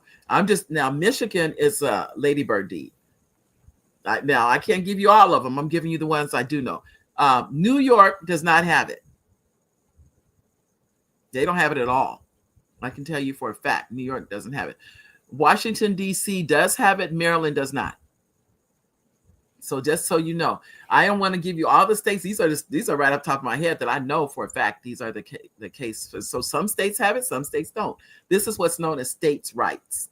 The state has a right to choose to do this or not. California is now going to be until 2035. 2035 is when this will call sunset, meaning that they haven't made this a law in California. What they're doing, it is right now legal to do it. They have not made it the law because they're looking at it. And they're actually looking to see if people are trying to be fraudulent with this. That's why they're looking at it. I already know, because when they first came out, you didn't have to have those two witnesses. You sure didn't. When this law first came out, all you had to do, truthfully, was the owner of the property have a paper notarized, attach it to your deed. That was it. Now, this is the change. The owner has to have the paper notarized, and those two witnesses have to have it notarized. So that's $45 because it's $15 to get something notarized in California. So you got to have those three. The owner of the property have it notarized. The witnesses have to have it notarized. And then you can attach it to the deed. That's what's changed. And because I've literally followed this bill in this law. So I know this is what you need. That's the change. Now, what I like about it, it cost about, let me give you, let's say $150 now. It's about $150 total fee, which is, let me just say this. That's nothing compared to what you're going to pay if you go to probate. That's literally not even one day in court. That's not. I'm just being honest with you. Not to mention the lawyer fees. That it literally is pennies at $150. So if you own a property, and I hear this all the time, by the way, ladies and gentlemen, where people, they don't do anything. There was a lady on 7 properties, 7 paid for properties in San Diego. Had done nothing. Now, she's still living. But to my knowledge, I don't think she's done anything. To my knowledge, I talked to a lady that knows her. To my knowledge, she doesn't even have a will, which means her family's going to fight like cats and dogs, and all they're going to do is make the lawyers rich. That's all they're going to do. So I've been trying to tell as many people as I know. The fact that I'm even telling you the form is saying, I'm not waiting. You don't have to buy the book. You don't have to buy the book. That's how serious I am. I don't care if you never buy the book. If you would just go and get that form, you can go, like I said, I'm in California. California has 58 counties. You go to that county of records, I promise you that form is there. It's called a transfer on death deed. Some counties it's called a TODD, or it's called a TOD. That's it. Get the form, totally free. The form is free. Fill it out, get it notarized. I would keep a copy for yourself and attach it to the deed. Now, if the person you leave the property to, this does happen, they pass away before you do, you need to get another beneficiary on that property, or it's going to go to probate. So you need to make sure. Now, some people have said, well, I'm going to leave it to 2 people. I said, you can do it. I promise you they're going to fight. That is a promise. That's not even a question mark. People have different mentalities once that person is gone. I call the referee. Once the referee is gone, they're not officially a referee, but that's just what I call them. So once that mother, father, sister, whoever owned that property, let me just be honest about that. Once they're gone, everything's up for grabs. Then they can act any kind of way they want to. So I'm just encourage you to understand, if you don't do this and you own property, you're asking your family to fight, because that's what they're going to do. That's just the facts, as they say. So, but if you are interested in getting the book, you can go on Amazon, and the title of the book is Save Your Home from Probate. If you look on there, it has all 5 stars. The people that have used it have thanked me for it because they didn't know it existed. If you are, let's say you have, it's either for a single family home, you can go up to 4, a duplex. If you have a duplex, you can do it, or a single family home, you can do it. That's as high. You can't go to apartment buildings other than the 4 in a duplex. That's as high as you can go to use this form. So I would encourage you, if you are, I can't tell you how many people I encourage to do it. One lady, I told her about this. She went down the same day and filed that paperwork because she had been married to her husband for 20 years. He would never put her name on the property, but he didn't mind signing it and getting it notarized.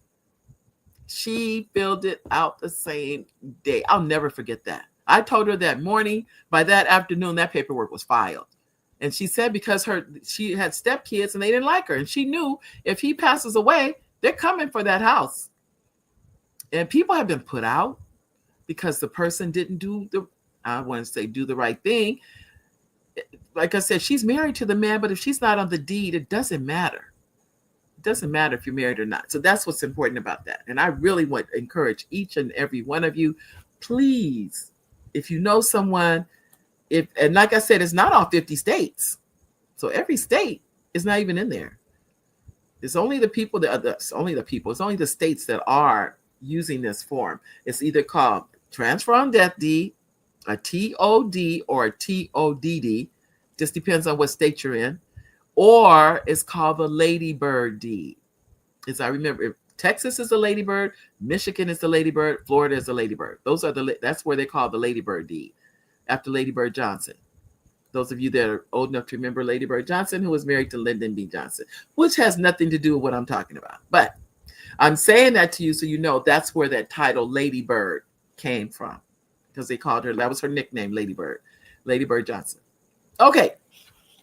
Now, I also want to share with you, ladies and gentlemen, that on the writing of writing of books on Saturday, June the 7th, I am offering a free webinar. Totally free. I know people are like, there's got to be a catch. There's no catch. I'm going to give you guys the secrets of writing a book. And I've written now about 30 books. So for me to tell you I'm giving you the kitchen sink, I'm giving you the kitchen sink because I truly believe wholeheartedly in writing. We have so many stories, recipes, sayings, quotes, you name it. And they go right in that graveyard with us because nobody wrote them down. And it really is, it hurts. It hurts because it makes the next generation have to start from scratch. You may say, I have nothing to write about. I promise you, you do. I promise you, you do. Anyone that says they have nothing to write about, okay, write about how you learn how to play double dutch, how you learn hopscotch. Anybody know how to play spades, bid whist, checkers, chess? I don't care what it is. The point is, you have a story. You have a story. We all have a story. We are all walking stories. We're alive. There's a story in you. Now, I'll be honest. I just wrote, I have one coming out, a new book. This one, the title of it is When I Was on the Moon. It's the first story I wrote with the character's a little black girl. And surprisingly, I named her Mary. And I'm telling you why surprisingly, because all my other characters are little boys. And I never have had a Black girl in the cover of my books. And I think because I'm the mother of boys, I tend to, well, I shouldn't say all boys. It's 4 boys and 1 girl. But I tend to write, I lean to the boys. Let me say that. I kind of push over that way. So for me to write one, and the little girl, she puts her flag on the moon and the flag says Mary. The flag says Mary. This was something new for me because I never do that. I never have a character named after me, never a little girl. But since then, since I wrote that, now I'm writing a book about a judge, a little Black girl that's a judge. So what it did is open up. I'm doing a kind of like a mini series, I guess. So there'll be one for girls and one for boys. But I will tell you, ladies and gentlemen, you have a story. You do. You know what I don't see, I haven't seen in a long time, is little girls play jacks. I don't know, those of you that are old enough to remember jacks. I remember jacks. I have to write this down because now that I think about it, it'll be a story about jacks. Those of you, jacks is when you have a little ball and these little squares are, I don't know what they call. We call them jacks. I don't know what the name, another name is, but it's JACKS. And you throw the ball in the air and you pick up one. You have to pick up one before you miss the ball until you have, I want to say it went up to 10 or 12 or whatever. I haven't played jacks. I don't even know the last time. Pity Pat. Those of you remember Pity Pat? Anybody remember Pity Pat? I'm writing all these down. Remember, you know why I'm writing it down? You're going to see a children's book. That's why. That's how it works. Someone asked me, and those of you come, and I need to give you a way to come on Saturday. If you would like to come, it's virtual and free. And I'm going to put my email in the chat, Mary at Mary D. Welch. You would send your name. Here we go. .com. You would email me your name, your email. Well, really, it's 3. Your name, your email, and your cell. I think is it up there, Dr. E? Dr. Kelly is. I don't know if it's up there or not. I don't think I can put it up. He may have to put it up. You email me at Mary, Mary, at marydwelch.com. Mary at marydwelch.com. You would email me your name, your email, and your cell, and you will get the link to come on Saturday. You want to be there, ladies and gentlemen. The first 60 minutes is strictly me just literally giving you the kitchen sink. After that, it's a 30-minute Q&A. That's it. I'm not recording it. And the reason I'm not recording it is because if I record it, then people will be like, oh, I'll just get the recording. No, you want to be there. This is something you want to be there and be live. So I would encourage you to be there on Saturday. It's on June the 7th at 12 o'clock p.m. PST. So we're talking Pacific Standard Time. That's the time zone I'm in. So if you're on the East Coast, that's 3 o'clock. If you're Central, that's 2 o'clock. I think Mountain is 1 o'clock. But just to give you an idea. So if you like to be there, I would love to have you. It is really going well with the people signing up because people want to know.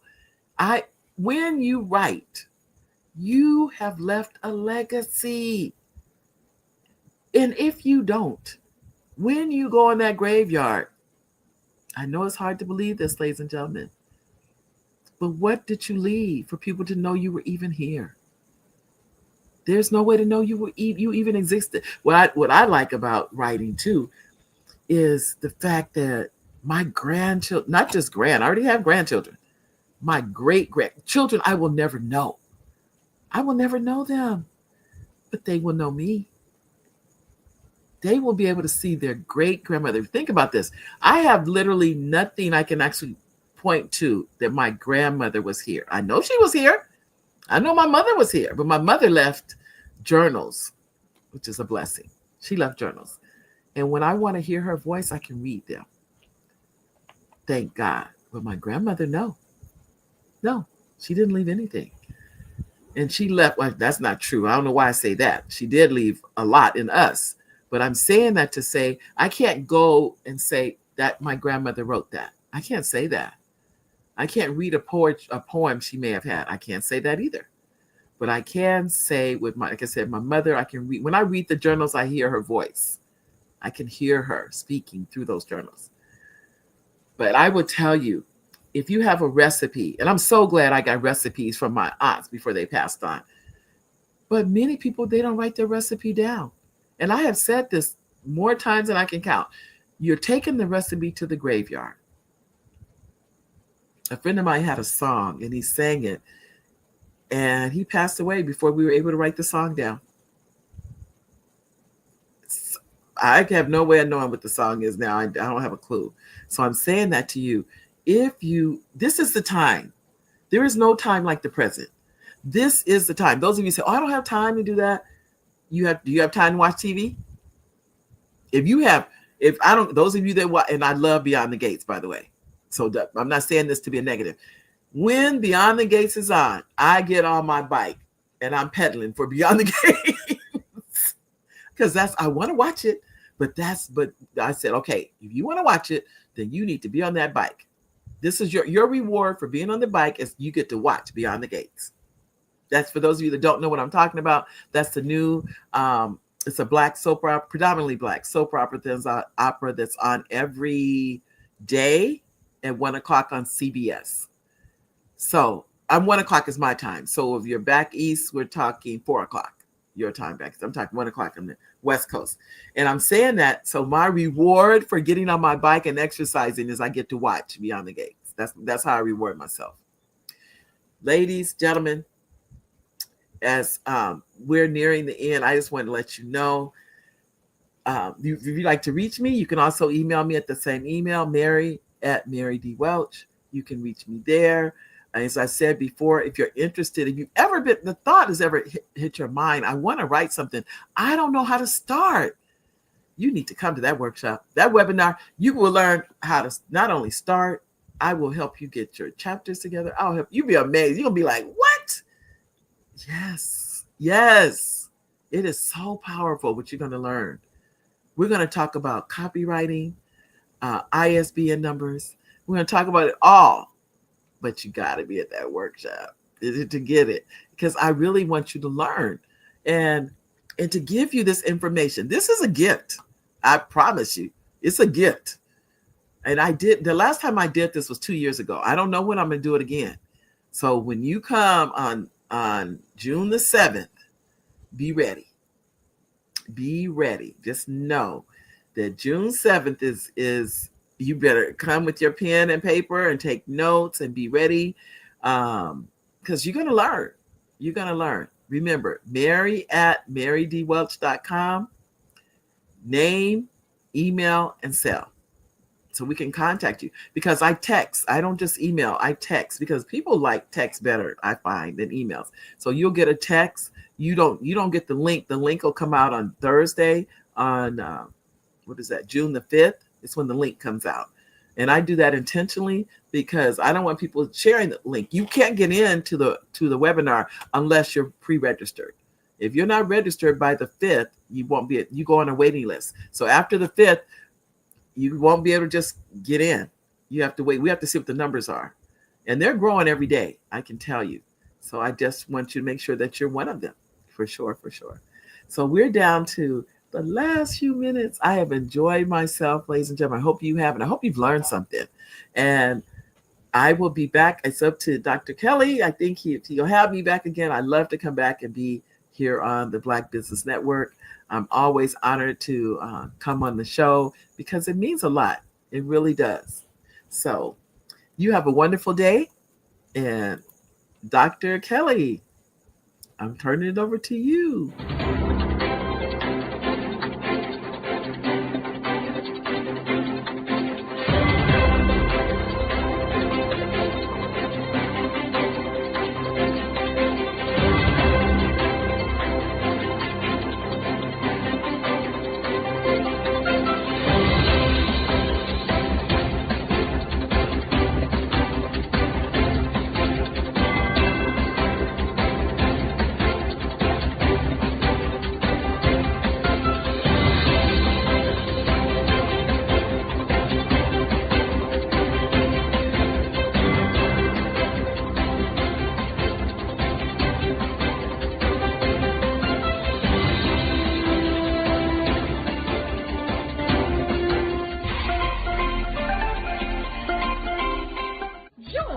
Dr. Eric Kelly III and a host of phenomenal speakers from all around the globe for this 7-day virtual event that you don't want to miss. The mission of the Black Business Expo is to raise scholarship money from kids all the way from high school, all the way from college. The Black Business Olympics is one of the largest Black business showcases in the world. It is an opportunity for businesses and companies to showcase their businesses globally. We are going to be giving away laptops up to $5,000 away to students.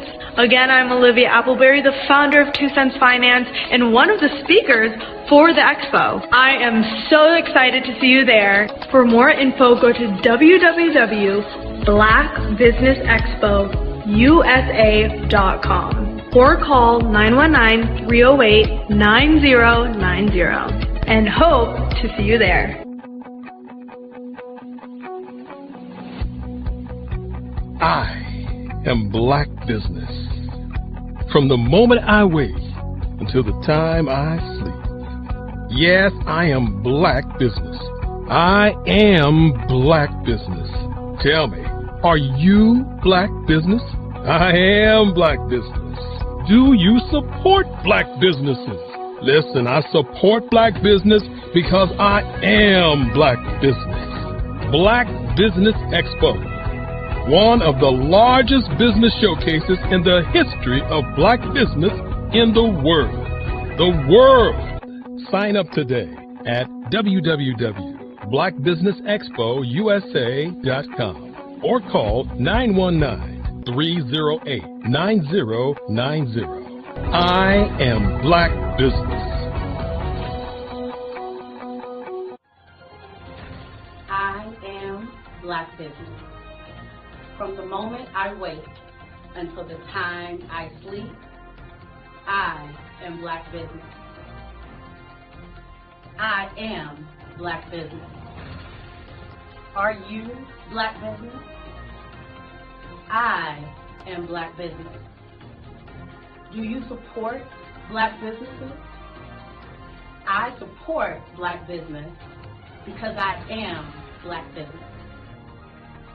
Black Business Expo, one of the largest business showcases in the history of Black America in North Carolina. Join Dr. Eric Kelly III and a host of phenomenal speakers from all around the globe for this 7-day virtual event that you don't want to miss. The mission of the Black Business Expo is to raise scholarship money from kids all the way from high school, all the way from college. The Black Business Olympics is one of the largest Black business showcases in the world. It is an opportunity for businesses and companies to showcase their businesses globally. We are going to be giving away laptops up to $5,000 away to students. Again, I'm Olivia Appleberry, the founder of 2 Cents Finance and one of the speakers for the expo. I am so excited to see you there. For more info, go to www.blackbusinessexpousa.com or call 919-308-9090 and hope to see you there.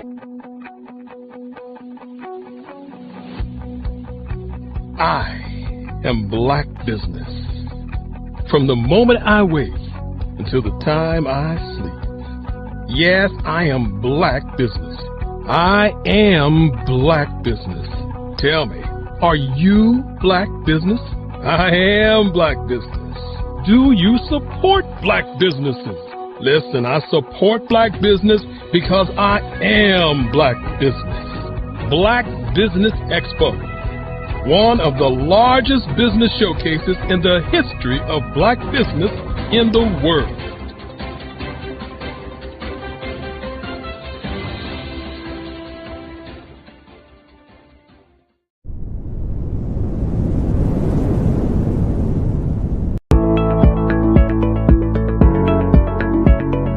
Prepare for what's coming and dominate in economic winter.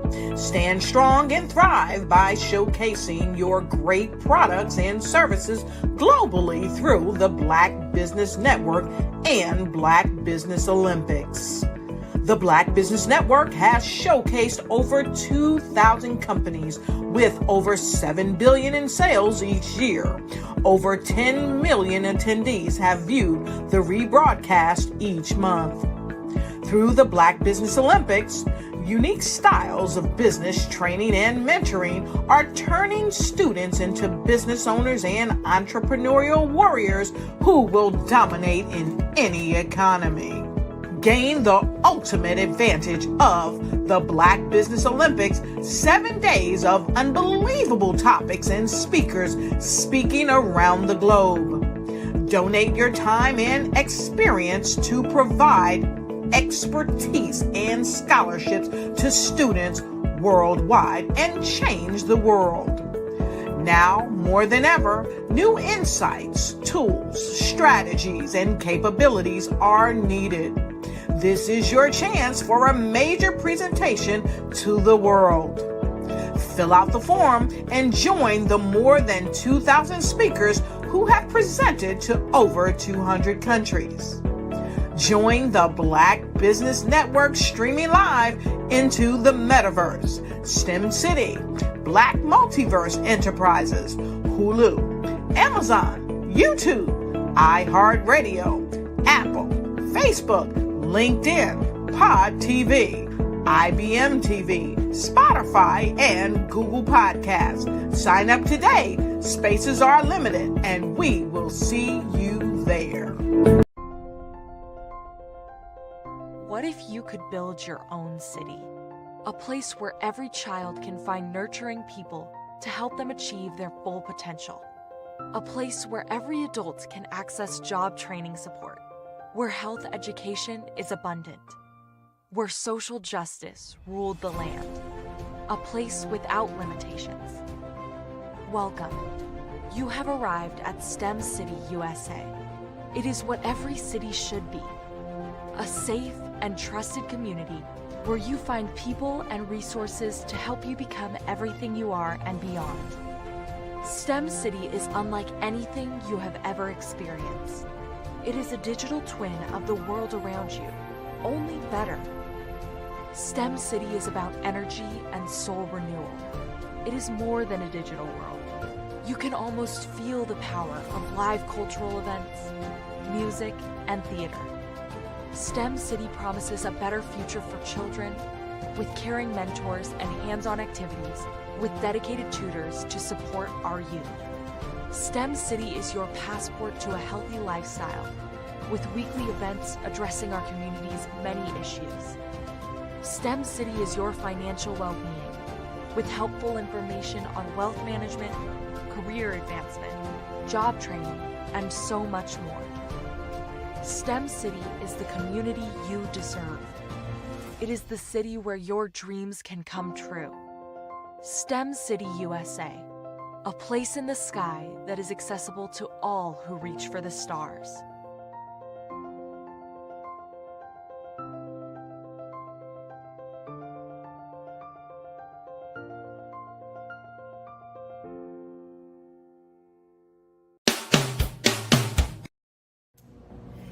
Hard is it to land on the front cover of a top-tier global publication? The answer may surprise you. If you are a business owner, industry leader, speaker, author, or coach, this is your opportunity to get featured in a publication that reaches worldwide. We want to be able to tell your story, showcase your brand. We have made it so easy. All you have to do is answer a few questions and tell us a little bit about your business, and we'll take care of the rest. But why get featured? 1, it gives you massive exposure to a global audience. 2, it helps to boost your credibility and your authority in your industry. And 3, it helps you to expand your network and unlock opportunities. Now, right now, we are offering a special limited time offer. You can be seen by over 10,000 viewers and readerships each month. So don't wait. This is your time to elevate your business and get featured. All you have to do is click the link below and get started today.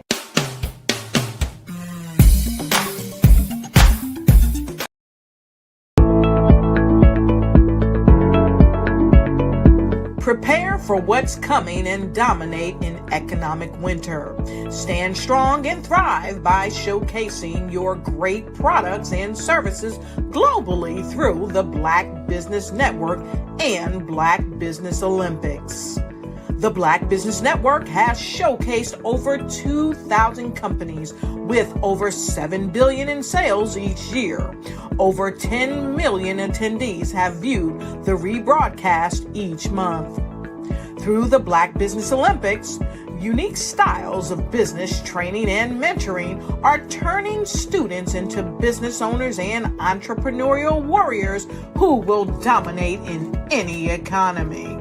Gain the ultimate advantage of the Black Business Olympics, 7 days of unbelievable topics and speakers speaking around the globe. Donate your time and experience to provide expertise and scholarships to students worldwide and change the world. Now, more than ever, new insights, tools, strategies, and capabilities are needed.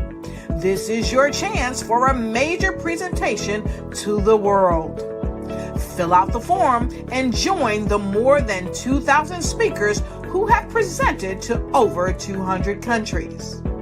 Join the Black Business Network streaming live into the metaverse, STEM City, Black Multiverse Enterprises, Hulu, Amazon, YouTube.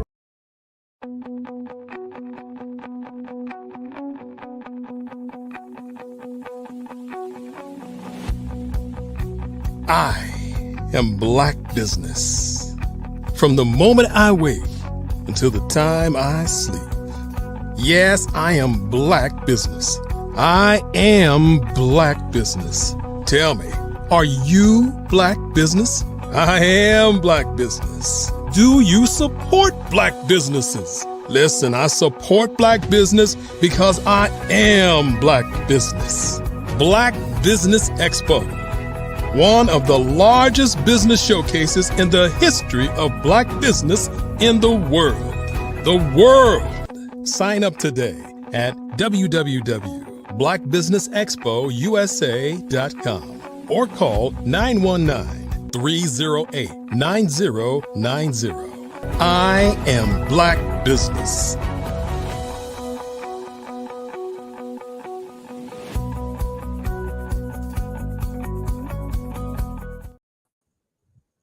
Good afternoon, business owners, entrepreneurs, thought leaders, and corporations. Welcome to the Black Business Network. My name is Mary D. Welch, and I am your business moderator for this afternoon on the Black Business Network. The Black Business Network is a 24-hour business network showcasing Black businesses, business owners, entrepreneurs, and thought leaders worldwide. We have speakers from North Carolina, London, Singapore, Africa, Japan, and cities all over the United States. The Black Business Network is a global community sharing its business knowledge to empower, inspire, educate businesses about business. Our keynote speaker is Dr. Barbara Wright. Dr. Barbara Wright is the visionary founder of the Certified Business Builder Incorporated, widely known as the architect of dreams and funding maestro. With over 2 decades of experience in grant writing, educational training, and fund development, she has helped organizations secure more than $150 million in grants. I'm going to say that again. $150 million in grants, contracts, and loans. A former business education instructor and program manager, she has also developed award-winning tools for Budget Builder Pro, Grant Builder Pro, and the Canvas grant writing system. Holding a PhD in religious education and a lifetime Missouri certification in business education, Dr. Wright empowers others, not only through funding, but also through her motivational speaking and innovative mindset. Ladies and gentlemen, welcome to the show, our very own Dr. Barbara Wright. Hello, how are you? I'm fine. Welcome, Dr. Wright. How are you? Thank you. I'm really good and glad to be here. All righty.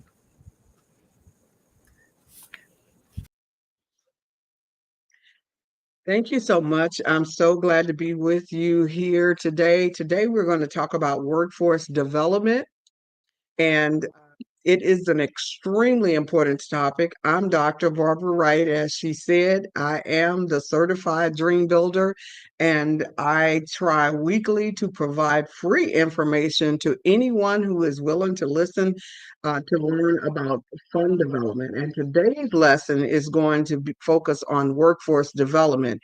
As we know, the workforce landscape is changing rapidly with emerging technologies, shifting demographics, and evolving skill requirements.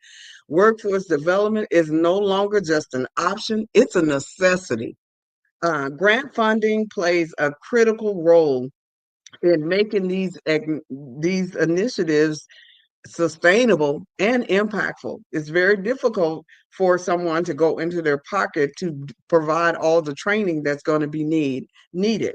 Today, we're going to cover how to craft a comprehensive grant proposal that not only aligns with funder priorities, but also clearly demonstrates the measurable impact of workforce development programs. Whether you're new to grant writing or just looking to enhance your skill, you'll leave hopefully with some actionable items that will help you, some insights and some resources. We're going to cover our 7 steps that any organization has to do to get ready for grant writing. In fact, this is our Monday lesson. We usually do a free session on Mondays and Thursdays, and this is one of the Monday session that you will be getting today, which is actually the prep for grant writing. We give you those things that you need to do. We provide you with tools that you need in order to get ready, and there are 7 steps for getting ready.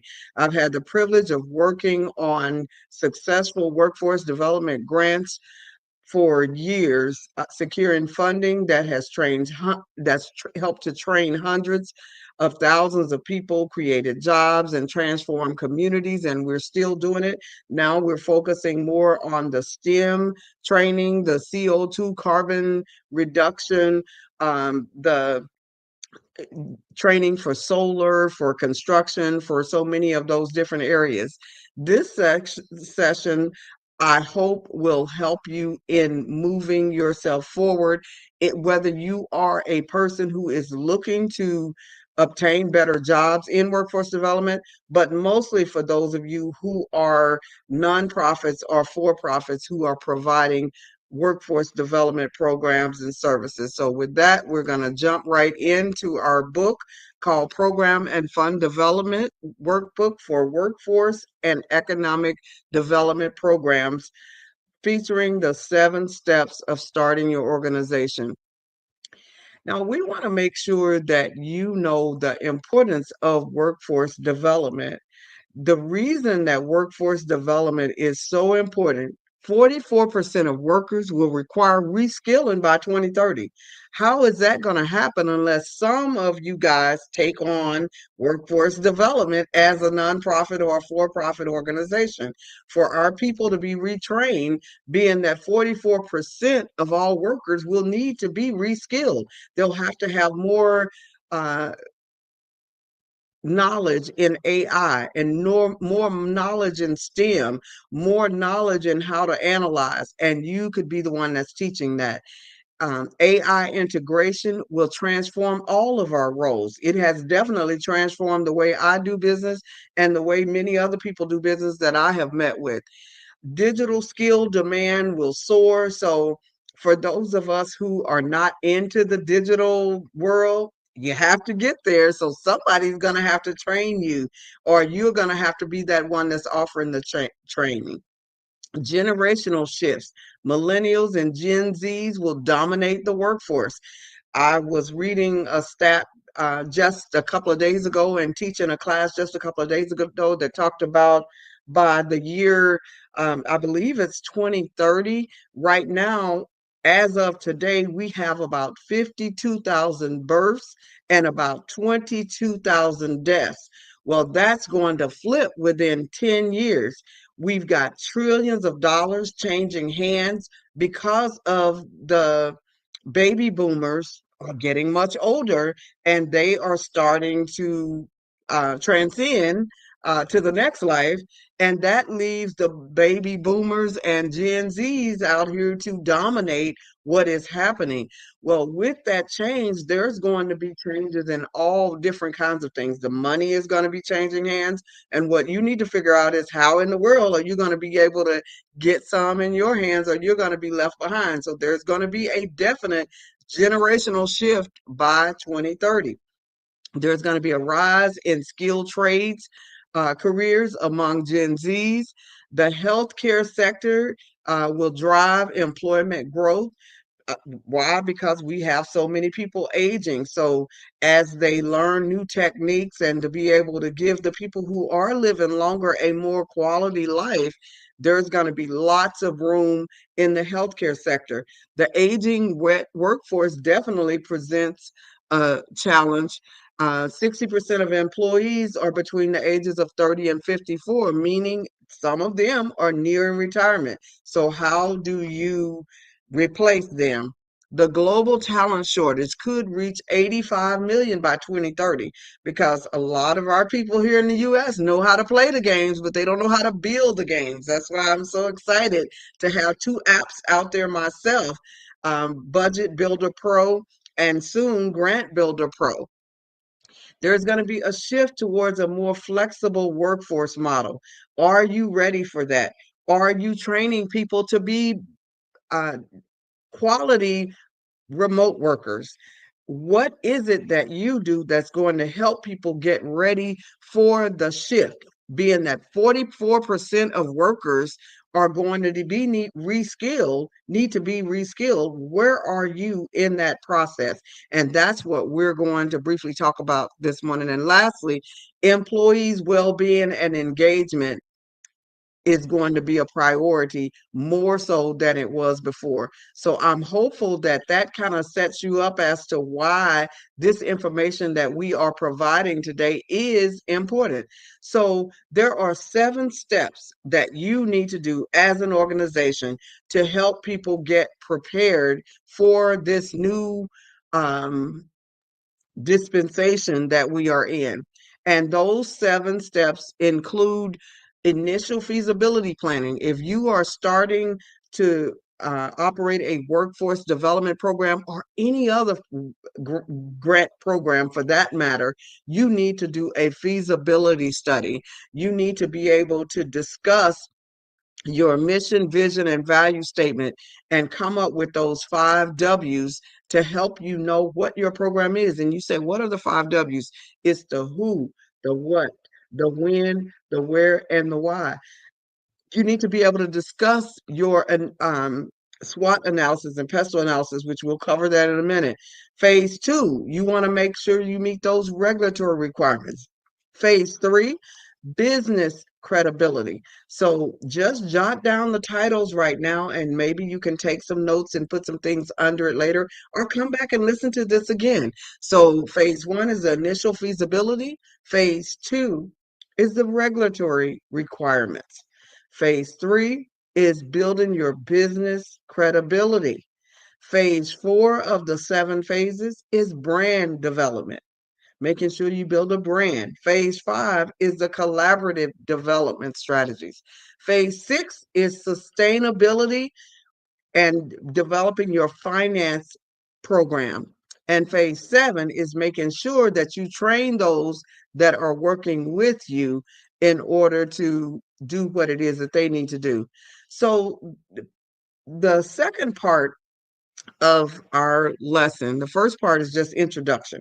So the second part is to make sure that you have some pre-program and research tools in order to carry out those 7 steps. So the pre-program and research tools include making sure that you understand the vocabulary of whatever it is that you are doing, that you also understand the best practices of whatever it is that you are doing. So you want to learn the vocabulary because you can have a good conversation with someone who can give you more information. Most people love to talk about what they do, but they like to talk about what they do with someone who they feel have an understanding. And if you understand the vocabulary, then that will make you a greater candidate for someone with great experience to be able to talk to. And then those best practices is just what's happening in the industry. You want to know the industry. You don't want to go to them asking basic questions that you can find out with a Google search or a quick AI search. You want to make sure that you know the statistics that support whatever it is that you're talking about. I just gave you some statistics that's really important. 44% of people are going to need to be retrained. That's a major statistic when it comes to workforce development. Some of the areas to where you can get the statistics is the U.S. Department of Labor, the National Skills Coalition, the Pew Research Center, and the National Association of Workforce Boards are some of the places where you can get some information. You want to make sure that you do a SWOT analysis before you're starting to write grants. You want to know what your strengths, your weaknesses, your opportunities, and your threats. You also want to know the strengths, weaknesses, opportunities, and threats for the field that you are about to go into. What is the SWOT analysis for that industry? Not only for yourself, but for the industry that you are about to go into. One of the most important things that you can do as a pre-prep is to understand the pestle analysis. The pestle analysis is an acronym for political concerns, economic concerns, social concerns, technological concerns, environmental concerns, and legal concerns. So how does those play a part in your 5 Ws? The who, the what, the when, the where, and the why. How does the pestle analysis determine your success? If you're trying to do something that's going to put a lot of smoke and pollution in the air, I can tell you it's not going to be supported by government agencies. So you're not going to be able to get any grants. Like if you want to start a business burning up cars and using the ash to make some kind of vase or something like that, that's not going to be supported because the goal right now is to clean up our environment. So you want to know what the pestle analysis is. Right now, the pestle analysis supports workforce development programs. The pestle analysis support affordable housing. The pestle analysis support STEM, science, technology, engineering, and math. So you want to know what is the current pestle analysis supporting so that you can get help when you get ready to go apply for grants. Part 3 in our workbook is the program planning and development. Program planning and development. In our program planning and development, we want to make sure that you develop your logic model because all of these are going to help you after you've done your 7 steps. All of these is going to help you in making sure that you are ready to write grants. So what is that logic model? The logic model helps you answer those 5 W's even better because it talks about the inputs. What do you bring to the table? It talks about the activities. That's what do you do? It talks about the outputs. That's how do you measure your progress? It talks about the outcomes. How will the participants benefit? And it talks about the impact. How does the community benefit? As far as inputs, what you might bring to the table for a workforce development program or any other program that you are providing to support the community, you may bring some resources or skilled staff. As far as the activities of what you do, you may, for workforce development, you may be able to identify the job market trends and labor or develop training and education programs. For the output, how do you measure progress? If you are doing a workforce development program, it's probably the number of participants, the number of graduates, the types of training and programs offered. For your outcomes, how will the participants benefit? Increased employment rates could be one of the benefits. Improved job skills could be one of the benefits. You want to know what those benefits are because that's going to help you in writing the grant. We're writing the grant already because these are the types of questions that your funders are going to ask you. The impact. How does the community benefit? It may be that they increase economic growth and development. It may be that you get improved quality of life. Again, this is Dr. Barbara Wright, I am the certified dream builder of certifieddreambuilder.com, and I am providing you information that you can use to help you write workforce development grants. Remember, the workforce development area is going to experience tremendous growth because 44% of the people in this country need to be retrained. You want to make sure that you have timelines that speak to what you're doing. So when I say timelines, I'm talking about January through December. And if you're not working on a fiscal calendar, which means that your year may start in August, you want to do yours from August to July. But normally, most of us do a calendar year, I'm sorry, which is January to December. And then you might want to break that up into quarters, which is every 3 months. January, February, March is one quarter. April, May, June is a quarter. July, August, September is a quarter. October, November, December is a quarter. Some of you need to be told what to do every day. So you might need to break yours down to 365 days. What do I do every day to implement this program? And now that you have programs like AI, it becomes a lot easier. Part 4 in this 6-part workbook is fundraising and budgeting tools. You want to make sure that you have fundraising and budgeting tools. You want to know how you would spend the money. I like to do my budgets based on $1 million because $1 million is not nearly as much as it used to be. But if you are the type person who can only have $100,000 faith, just take a zero off of all of the numbers that we have in our books, and that'll get you down to the $100,000 budget. But if you have $1 million budget, 300,000 goes to salary, 75,000 goes to fringe benefits, 50,000 would go to travel, and so on and so forth until you add up to that $1 million, which would be the workforce development program that you are developing, including some contractual agreements of maybe 150,000, indirect cost of maybe 10%, which would be 100,000. There's several other areas that you would be addressing in your budget, but we're just kind of giving you an idea. You want to make sure that you know where your money is going to go. You want to make sure that you do some fundraisers as well, because most funders that give you their money, they want to make sure that you are going to be sustainable.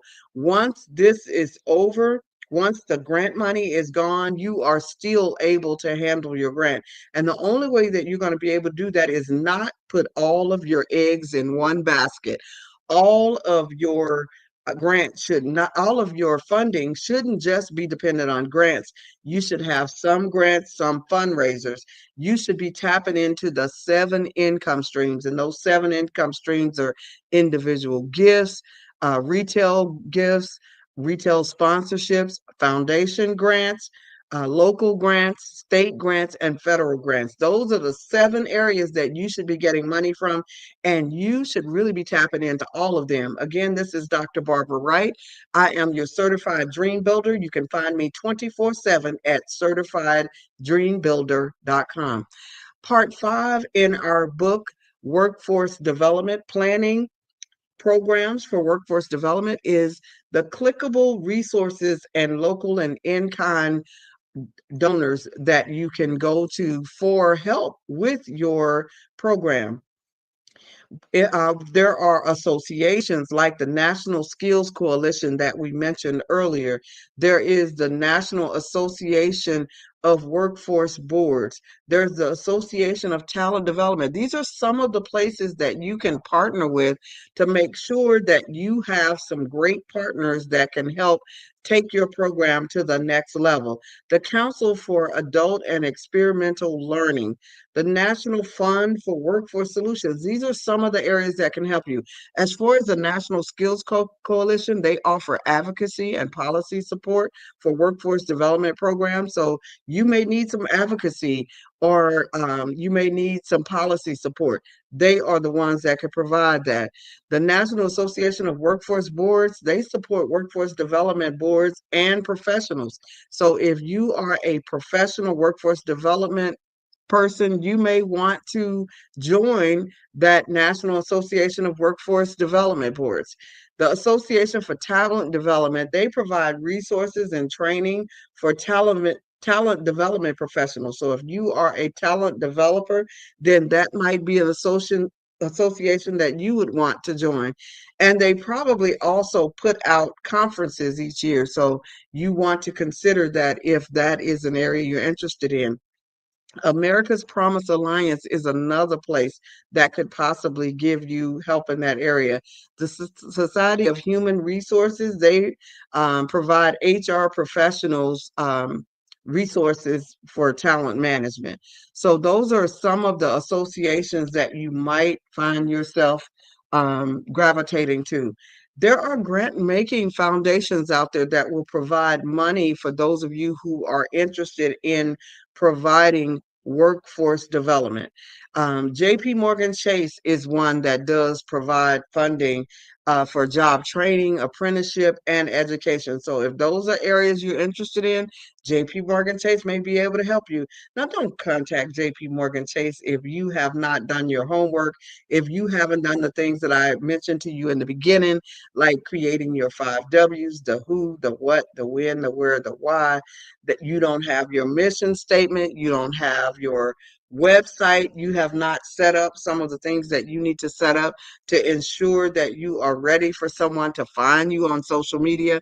You might want to do some other things, but once you're ready, then that's when you are connecting with people like JP Morgan Chase, like the Walmart Foundation. They provide grants for skill development and workforce training. Ford Foundation provides support for inclusive economic development and job creation. Um, Lumina Foundation, they provide grants for education and workforce development initiatives. Annie Casey is another one who provides grants funding for programs focused on youth employment. So if you are an organization that is mainly focused on youth employment, then Annie E. Casey Foundation might be the one for you. The Charles Koch Foundation supports for organizations promoting economic opportunity. That's how I got to meet him and served with him for 4 years, teaching his entrepreneur program. He turned out to be a great guy as far as I was concerned, and was very good for the youth in providing them opportunities. And then there's W.K. Kellogg Foundation. They offer grants for education and workforce development program. So those are some of the grants. And then some of you may be looking for in-kind donations. You just want to go with organizations that are providing in-kind donations. There's Microsoft. They provide software and technology resources and training programs. IBM provides technology solutions, skills development initiatives. There's Google. They provide online digital tools and career development support. Salesforce, training programs, access to Salesforce. Toyota provides skill-based training and career development programs, and AT&T provides technology and communication tools and job readiness programs. So these are some of the ones that provide in-kind donations, and in-kind donations is anything other than cash. And what we're talking about is for those workforce development programs. And if you are joining late, we did say that 44% of people will need to be retrained. So if you are interested in starting a workforce development program, you're right on time. We also talked about the SWOT and PESTLE analysis. The SWOT analysis talks about your strengths, weaknesses, opportunities, and threats, but that PESTLE analysis talks about whether or not you are ready to get grants. Is what you are doing politically supported? Is it economically supported? Is it socially and culturally supported? You want to think about all of those things before you go. Is the technology there? Is it legal? And is it environmentally friendly? Those are the things that you have to think about before you get ready to offer any program to the community. Because if you want to be able to get funds to help you in serving your community, we're not talking about begging just to put money in your pocket. We're talking about serving your community. If you are a person who wants to serve your community and the PESTLE analysis is on your side, then more than likely you can get some funds. So, what federal agencies might be there to support your organization? Now, I know we have a lot going on and a lot of changes being made to federal agencies. The U.S. Department of Labor has been one that would really help to fund your organizations. Now, whether or not they're going to continue to be, I don't know. It may be more moved into the SBA, but right now it is Department of Labor. The U.S. Department of Education, Office of Career and Technical Education, they offer funding for career and technical education programs. The U.S. Business Administration, the SBA, Office of Workforce and Economics, they offer support for small business development and workforce training. The U.S. Department of Housing and Urban Development offers funding for community-based workforce development initiatives, and they offer supportive services. Most of these agencies not only offer the workforce development training, but they also offer funding for supportive services.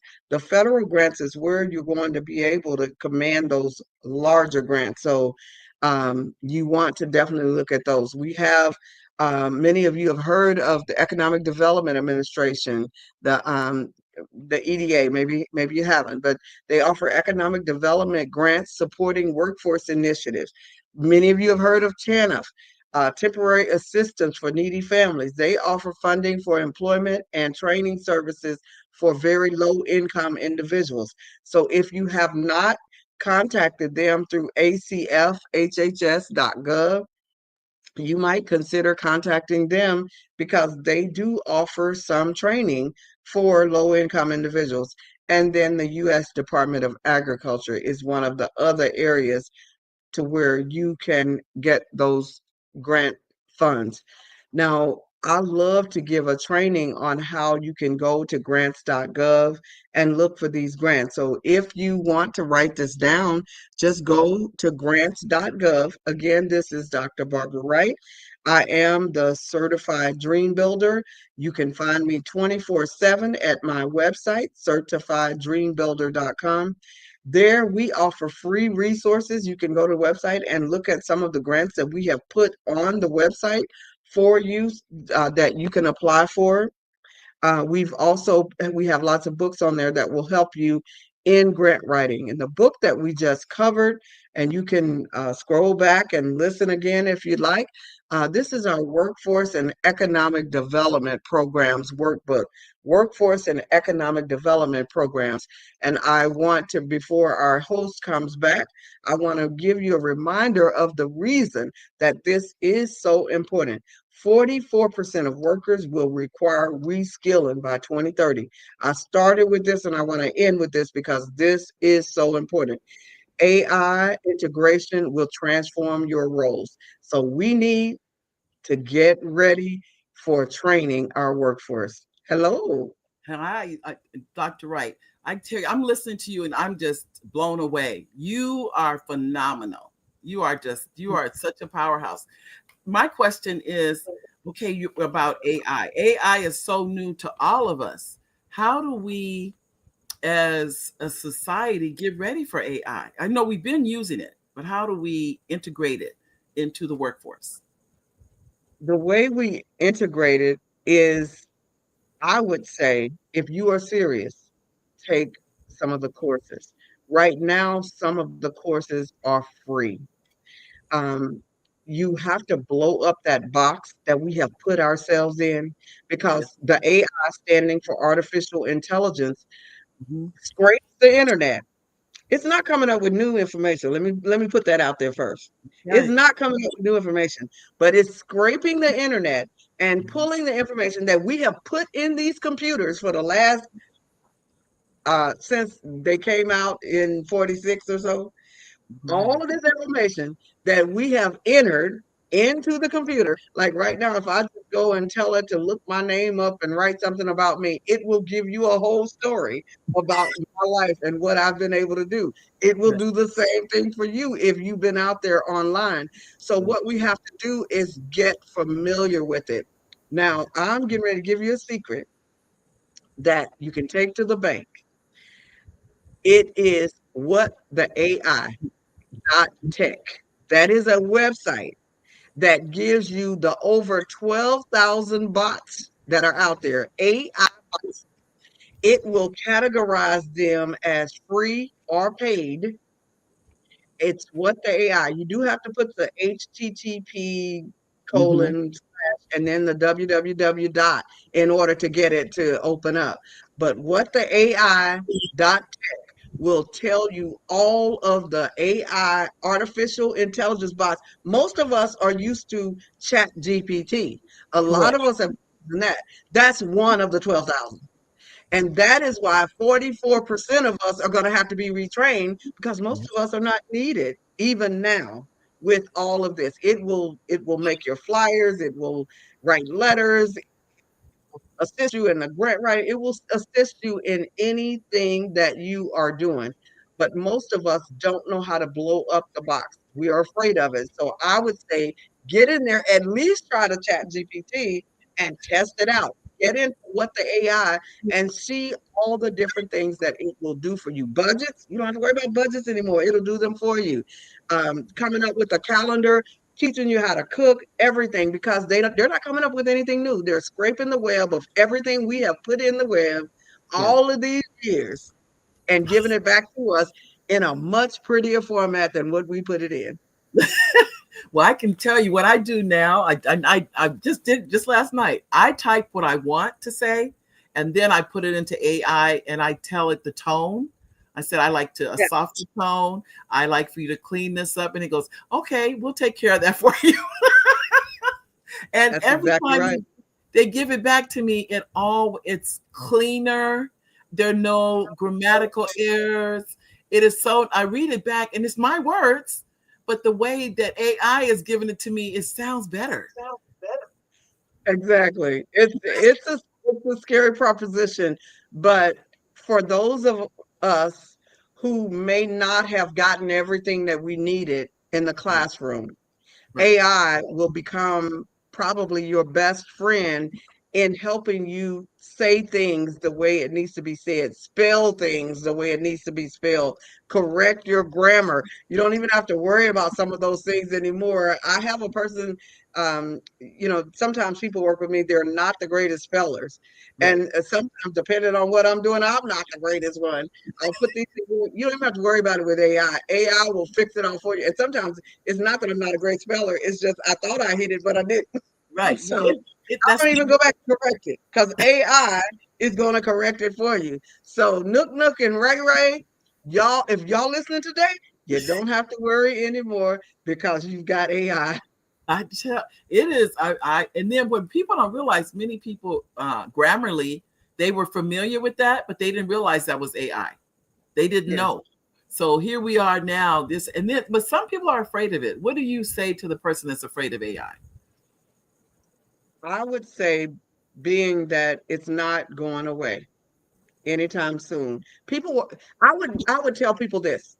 When the cars first came out in 1909, people was afraid of the car. When the computers came out, some of the church folks said it was the Antichrist. And they didn't want the computers nowhere near them. And now they got computers everywhere. So every time, by 1909, they was afraid of the cars. By 1919, the cars had taken over the street and the horses had become an entertainment. And that's the same thing that's going to happen with AI. Right now, people are somewhat afraid of it. But if they just look back through history and see all the things that we were afraid of and how we do eventually embrace them. Now, I don't want no chips in my hand. I don't want no chips in my head. I don't want none of that. So they do go a little overboard. So you have to know where you gonna say, no, stop. But they already know everything about you because it's everything we've already put in the system. It's already out there. I know. I told a friend of mine, she this is a true story. I don't know if I should say this story, but it's a true one. She didn't want to text. And she said, oh, just text my husband, Mary. And I texted him 10 times that day. The next day, I did this intentionally, by the way. The next day, she goes, oh, I learned how to text. I said, oh, I knew you would. But she doesn't know. I forced her into it. I made her. It's like, and I've told people, technology is not going to stop because you don't want to do it. It doesn't work like that. And she said, well, why are you embracing technology? I said, what choice? I said, I would rather be embracing it than fighting it. Yes. I mean, it helps you in health, mental health, physical health. It helps a lot of things because I've been looking up, I was reading about ultra processed foods. So I just put that in and I ask it to give me a list, to help me avoid ultra processed food. And it gives you a list. So what you do is you use the positive. There's a lot of things out there that are negative. Right. So you find the positives that helps you to do the things that you need to do. Like, there's these shots that people take to help them lose weight, but then it has all of these side effects. So I looked up the natural remedy. It gave me the natural remedy because if you listen to some of these platforms, they'll have you listening for 4 hours and still won't give you the answer. I went to AI and it gave me the answer in a minute. It's 4 ingredients. It's honey, it's lemon, it's water, and ginger. That works almost as well as the shots if you're faithful to it. The problem is some of us are not faithful. But then I used AI and said, if I add black pepper, will that activate it? And it does. So what it will do is not only give you what you asked, but the more questions you ask, the better it is. It helps us all. That's all I can tell you. It does. I know. I'm telling you, I use it now. The way I use it. But someone told me, I write scripts, and they're like, "Oh, it'll write your movie script for you." I said, "This is what I've learned about that. You have to come with an idea. It's not gonna. You know what I mean? There's limits to it. You can't just say write the script. You got to give it prompts. What is it what type of script are you looking for? Are you looking for a drama? Are you looking for a romance? Are you looking for a comedy? It's more to it than what people think. It just doesn't do. It enhances. Yes, you're right. It enhances what we already bring to the table. Now, if you bring nothing, it's going to make that a little better. Get to the table. It's really going to take you to the next level. I do believe, but I still believe we have to watch what we internalize and watch how we're using it. We can use it for the positive or for the negative. I mean, you can do a lot of things. You can start checking people's backgrounds and doing different things, and then you can get sued. So you want to be very careful about how you use AI. You want to be ethical in how you use it. Yeah, I do. But I appreciate your knowledge about AI and about workforce development and about grants. I'm just sitting, I'm literally going, How can I write as many? Well, would you mind sharing with the audience how they can get in contact with you? You can get in touch with me 24/7 at certifieddreambuilder.com. Certifieddreambuilder.com. It will give you all of our courses and workbooks. We have over 50 workbooks. It will give you the names of all of our workbooks and courses, and we offer them free every week. You have to go to my website to find out how. Wow, that's a blessing. That is a blessing. Well, I like to thank you for your time of being here. You are, like I said, you will hear from me. Just awesome. You see Mary D. Welch, that would be me, because I'm just honored. Your knowledge is just phenomenal. Thank you so much. I'm in the process of writing a grant, so definitely thank you so much. Awesome. I am happy to be a part of this genius network. Black Business Expo is a blessing. I'm happy to be a part. Oh, so I tell you, well, we're happy to have you. We're honored to have you. Thank you. And genius, ladies and gentlemen, it's as Dr. Kelly always says. Now I forgot what Dr. Kelly. I was Dr. Kelly. Please forgive me.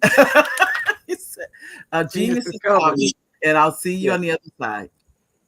Hey.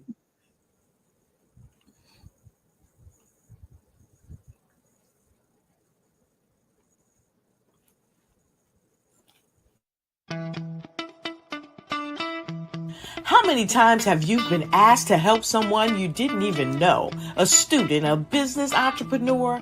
Or did you ever even ask, where did they end up? That business, that friend, that entrepreneur.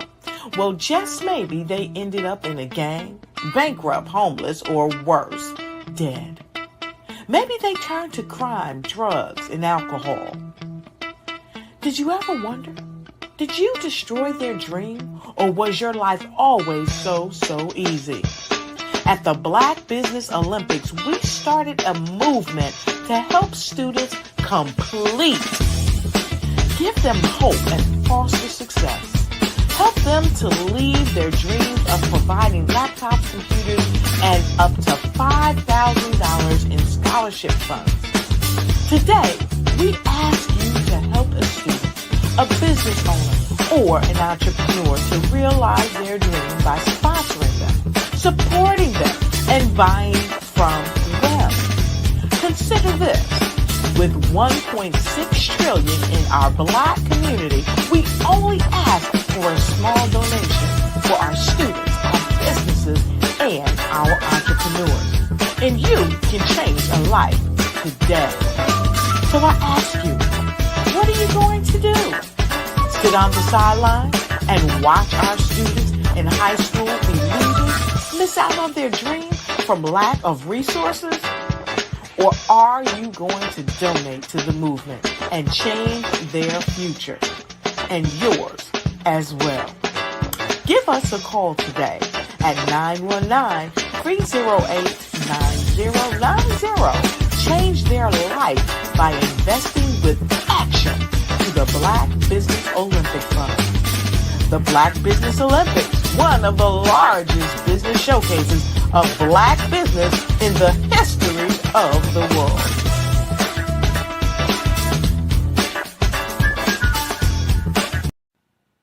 Hello, my name is Kiasi Helm and I'm 14 years old. I think my genius would probably have to be setting goals and achieving them. I say this because ever since I was young, I always wanted to be an author, and at age 11 I ended up achieving this.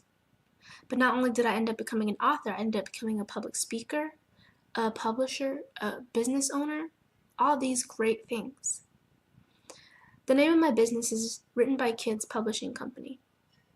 I decided to start this company because I thought it was important for me to help kids my age express themselves through literacy and just achieve their own goals. Because to me, achieving goals is the best thing in the world to feel. It's you just achieving things and aspirations that you set for yourself.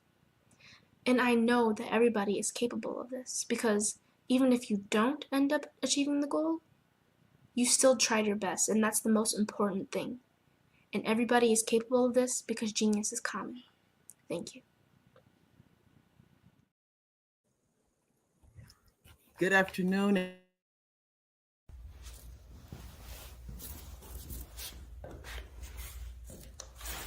How you doing? I'm Rodney Allen Rippey. Yeah, the child actor. Well, now, leading man. Some of you might remember back in the day, the Harlem Globetrotters popcorn machine. Remember that? Well, it was a Saturday morning special that would come on, and I was there with Geese and Tex and Meadowlark Lemon. Remember the show? Well, I had a great time. And I have to say a huge, huge thank you to all my fans out there. Thank you for all the years of support. I went on from the entertainment industry. I started getting into producing and directing. And now, hey, here I am. I'm a studio executive here in Burbank, California at 2526 Studios. I have to say, it's been pretty good, but the best is yet to come. Please stay encouraged. Keep reaching for your dreams and never forget that genius is common. Remember that. Genius is common. No matter what anyone says to you, no matter how tough the road may get, keep striving. Keep reaching for your dreams. And always know that you are worth it. Everything that you put into yourself, everything good that you pour into your life, you are worth it. And when the times get tough, when things don't go exactly right, it's okay. Dust your shoulders off. Stand up strong. And remember, genius is common.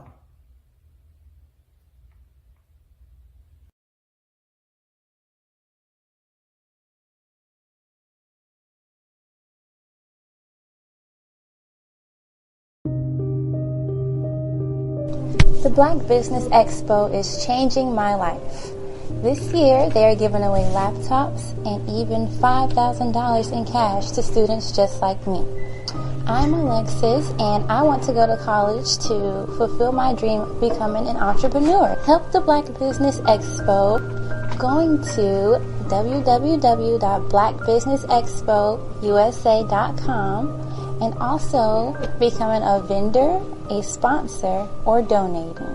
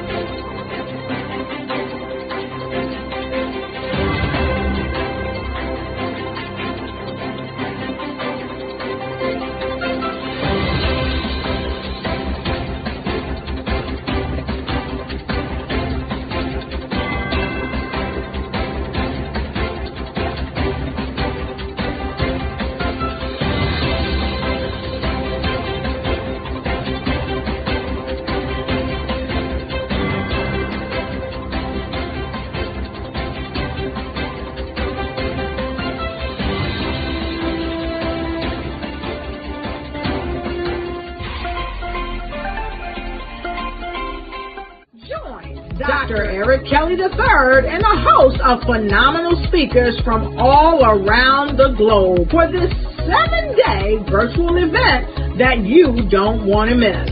The mission of the Black Business Expo is to raise scholarship money from kids all the way from high school all the way from college. The Black Business Olympics is one of the largest Black business showcases in the world. It is an opportunity for businesses and companies to showcase their businesses globally. We are going to be giving away laptops up to $5,000 away to students.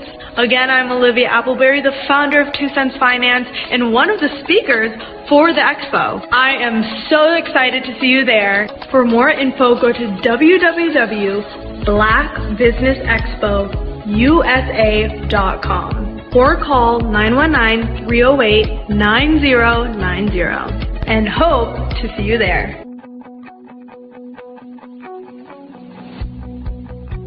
I am Black Business. From the moment I wake until the time I sleep. Yes, I am Black Business. I am Black Business. Tell me, are you Black Business? I am Black Business. Do you support Black businesses? Listen, I support Black business because I am Black Business. Black Business Expo, one of the largest business showcases in the history of Black business in the world. The world! Sign up today at www.blackbusinessexpousa.com or call 919-308-9090. I am Black Business. I am Black Business. From the moment I wake until the time I sleep, I am Black Business. I am Black Business. Are you Black Business? I am Black Business. Do you support Black businesses? I support Black business because I am Black business. Black Business Expo, one of the largest business showcases in the history of Black America in North Carolina. Join Dr. Eric Kelly III and a host of phenomenal speakers from all around the globe for this 7-day virtual event that you don't want to miss. The mission of the Black Business Expo is to raise scholarship money from kids all the way from high school all the way from college. The Black Business Olympics is one of the largest Black business showcases in the world. It is an opportunity for businesses and companies to showcase their businesses globally. We are going to be giving away laptops up to $5,000 away to students. Again, I'm Olivia Appleberry, the founder of 2 Cents Finance and one of the speakers for the expo. I am so excited to see you there. For more info, go to www.blackbusinessexpousa.com blackbusinessusa.com or call 919-308-9090 and hope to see you there. I am Black Business. From the moment I wake until the time I sleep. Yes, I am Black Business. I am Black Business. Tell me, are you Black Business? I am Black Business. Do you support Black businesses? Listen, I support Black business because I am Black Business. Black Business Expo, one of the largest business showcases in the history of Black business in the world.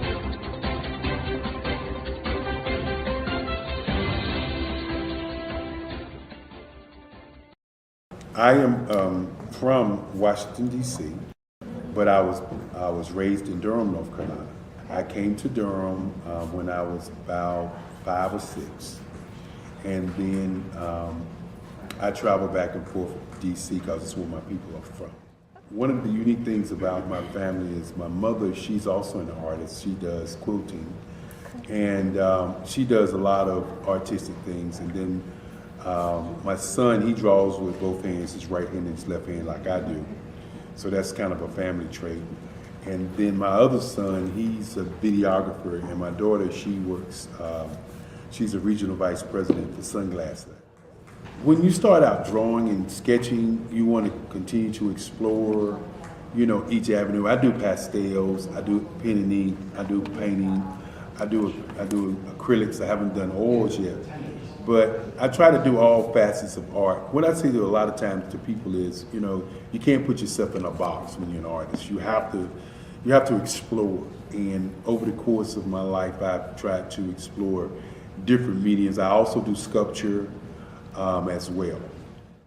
I choose my subjects by the intensity that they have in their faces, or the intensity that somebody is moving, because I do more than portrait drawings. I also do I do abstract, and then I do figurative drawing also. Well, what happened in this particular show is that I started out trying to come up with something that would be a little bit different than what everybody else is doing. So I was working on a Barack Obama show, and they wanted me to do some paintings of Barack. And so what I did was, because of the deadlines, I kind of did it kind of fast. And then I realized when I was doing it fast, I enjoyed it. And so then I started doing other pieces the same way, and I started to enjoy those pieces also. And so I came up with this particular style, and it's a style of lines and colors. And what's interesting is that when I was in college, I did a show called Lines, Colors, and I talked about the boldness of the blacks, the hotness of the whites, and this is how this has come about, you know, later on in my life. And the colors comes from a lot of the entertainers that I work with, where they wear different colors. They don't wear, you know, your plain reds or your whites. They wear different colors, and so that's also another piece of what's giving me the colors. The subtitle of this show is Faces That Speak Life. That's real critical. Faces that speak life. Each one of these pieces is a life source and a life energy that's being put on display for people that are looking at it. You know, I always say in terms of my art, it's not important that I draw them. It's important what you get out of what I draw. You know, I don't try to just draw it because you like it. People wanted me to do prints. I didn't do prints. You know, people asked me to do different people, but the people that I choose are people that make a difference in the lives of people in the world. So the human landscape idea was, again, as I say, the lines represent your emotions, it represents your ideas, and it represents your journey as a human being. And that's why you get the different pieces and the different looks. And as you notice, I try not to do one look that looks alike another look. And that's what's the most important part of this show.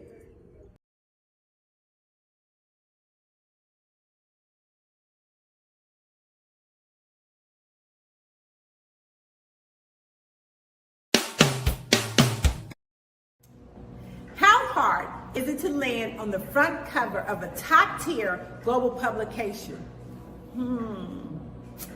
The answer may surprise you. If you are a business owner, industry leader, speaker, author, or coach, this is your opportunity to get featured in a publication that reaches worldwide. We want to be able to tell your story, showcase your brand. We have made it so easy. All you have to do is answer a few questions and tell us a little bit about your business, and we'll take care of the rest. But why get featured? 1, it gives you massive exposure to a global audience. 2, it helps to boost your credibility and your authority in your industry. And 3, it helps you to expand your network and unlock opportunities. Now, right now, we are offering a special limited time offer. You can be seen by over 10,000 viewers and readerships each month. So don't wait. This is your time to elevate your business and get featured. All you have to do is click the link below and get started today.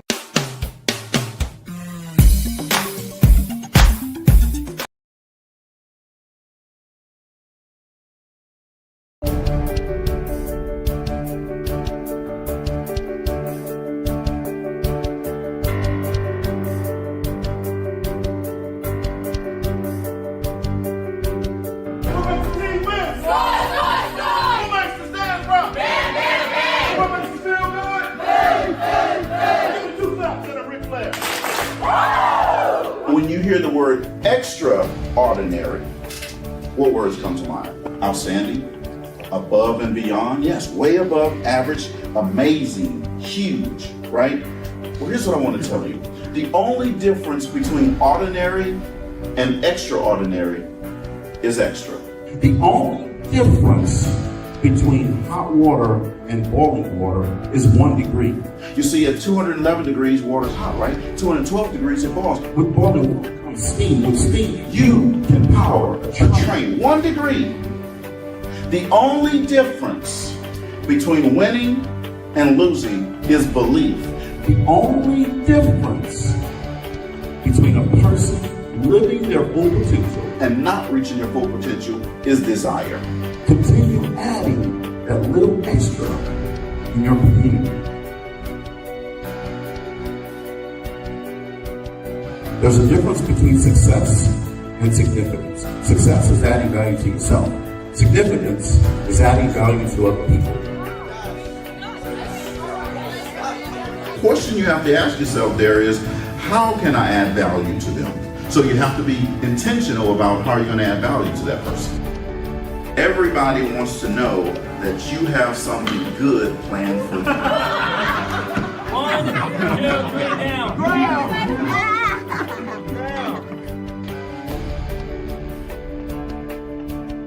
See, there were 2 guys that decided to take lunch. They were factory workers.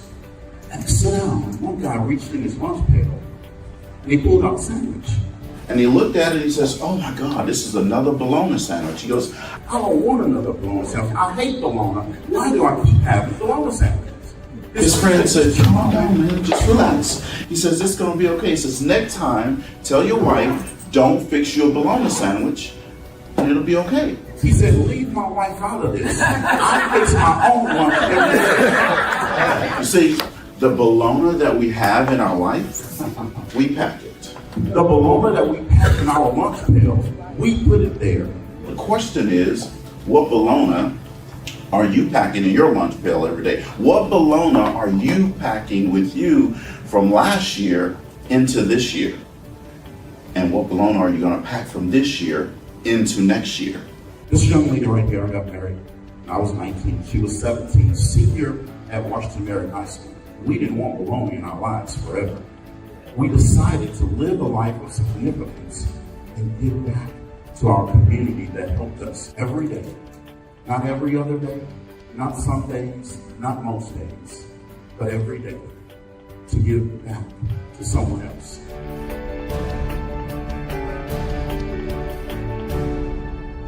The harder you fall, the higher you bounce back. I was born in a little village on the island of Haiti. Many deadly diseases pounded me. It is as if they were on a mission to end my existence on this earth. refused to give up. In 1983, I left Haiti and came to the United States of America. And I came with $5, 2 shirts. I didn't speak any English. I came to Atlanta. I got a job. I was a doorman. I was a doorman with a dream. What I used to come on stage. I'd rehearse this moment that I'm standing in front of you. That's the power of a dream. Maybe today is the day you begin acting as if you already have it. And then step out with full force. Take a risk. No condition is permanent. Don't let your situation distract you. You are chosen. You are called. You are born for a purpose in this life.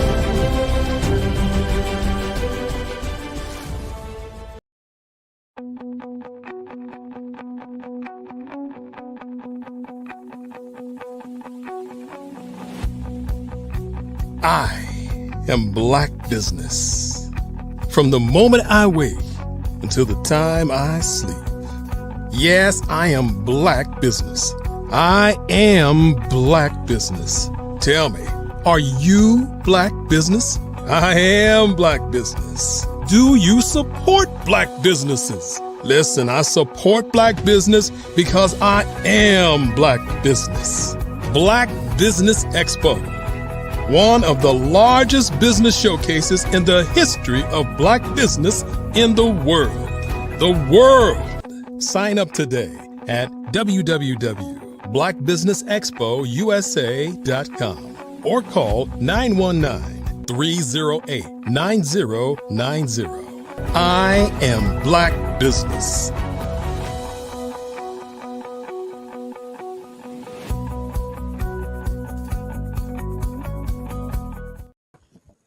Good afternoon, business owners, entrepreneurs, thought leaders, and corporations. Welcome to the Black Business Network. My name is Mary D. Welch, and I am your business moderator for this afternoon on the Black Business Network. The Black Business Network is a 24-hour business network showcasing Black business owners, entrepreneurs, and thought leaders worldwide. We have speakers from North Carolina, London, Singapore, Africa, Japan, and cities all over the United States. The Black Business Network is a global community sharing its business knowledge to empower, inspire, and educate businesses about business. Today, I would like to introduce to you our fireside chat speaker. Her name is Deanna Lindsay Lewis.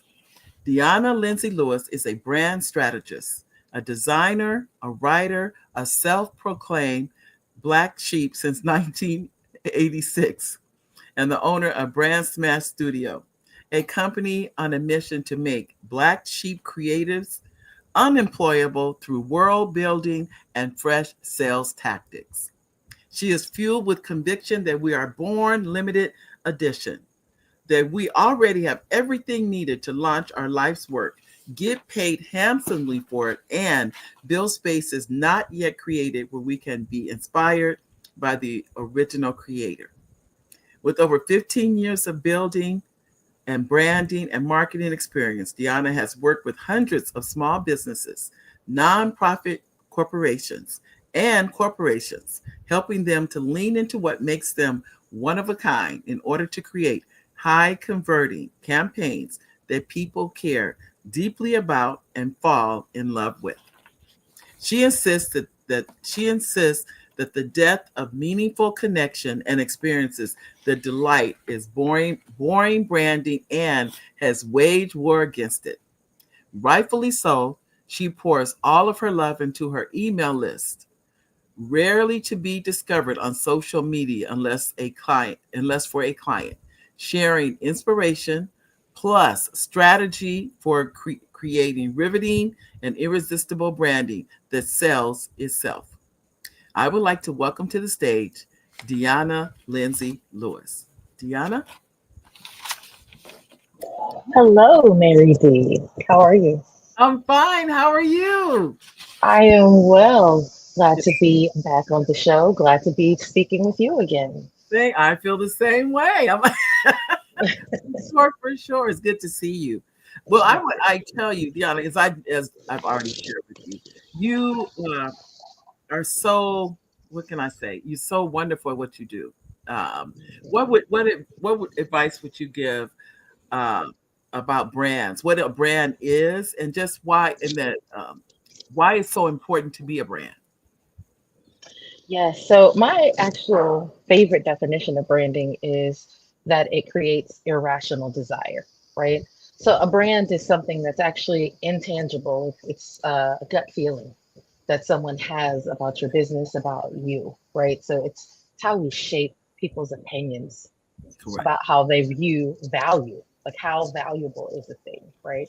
So I think when branding is done well, it creates a rational desire because buying is an emotional decision. So we buy the thing that we desire and then we will justify it with logic later. Guilty. I will do that. And I'll be holding something up going, well, you don't know where you're going to wear it today, but there'll be somewhere you can wear it tomorrow. I mean, look, my favorite example of that is Rolex. Like no one spends that amount of money because they need to be able to tell time. It's not logical, right? So it's good branding creates an irrational desire. Wow. I love it. I love it. Well, why should authors think of themselves as creators of universes, but not just books? Yes, I was really excited to talk about this topic with you today, Mary. Um, so I think that something that authors have, which most of us don't actually have, is already a predisposition to story, to write like story that you've created. You create these fictional universes for which you've built worlds around. Like you have to go in and think about the worlds that you're building. And so I believe that there's this really extraordinary opportunity for you to extend that world that you build for your characters into your own world so that you invite your readers in and give them a place to belong. That way they can contribute as opposed to just consume. I'm listening because I'm actually writing something right now that I have to turn in. I feel like you're always writing. Like, what's the number of books that you've written again? Over 30. Over 30 books. But now I'm in the screenwriting. And I'll be honest with you, Jen, I struggle. This is such a struggle for me. And that's what makes me understand when people say they don't understand how I write and things, how do you do that?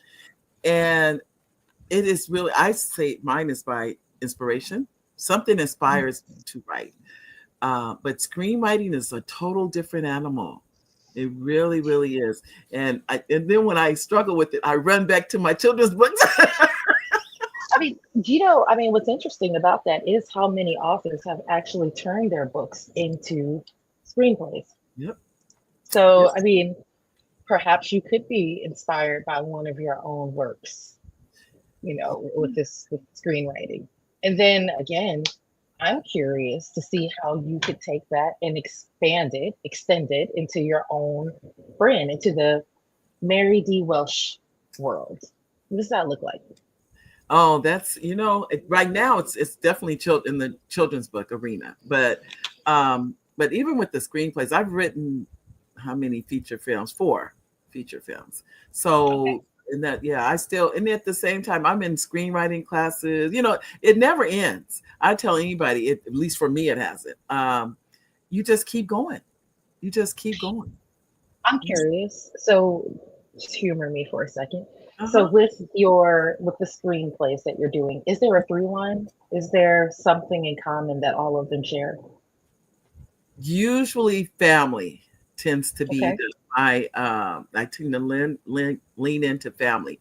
In one of them, the mother passes away. Another one, the son is arrested. There's different, but there's family. And it's showing the unity that they get behind.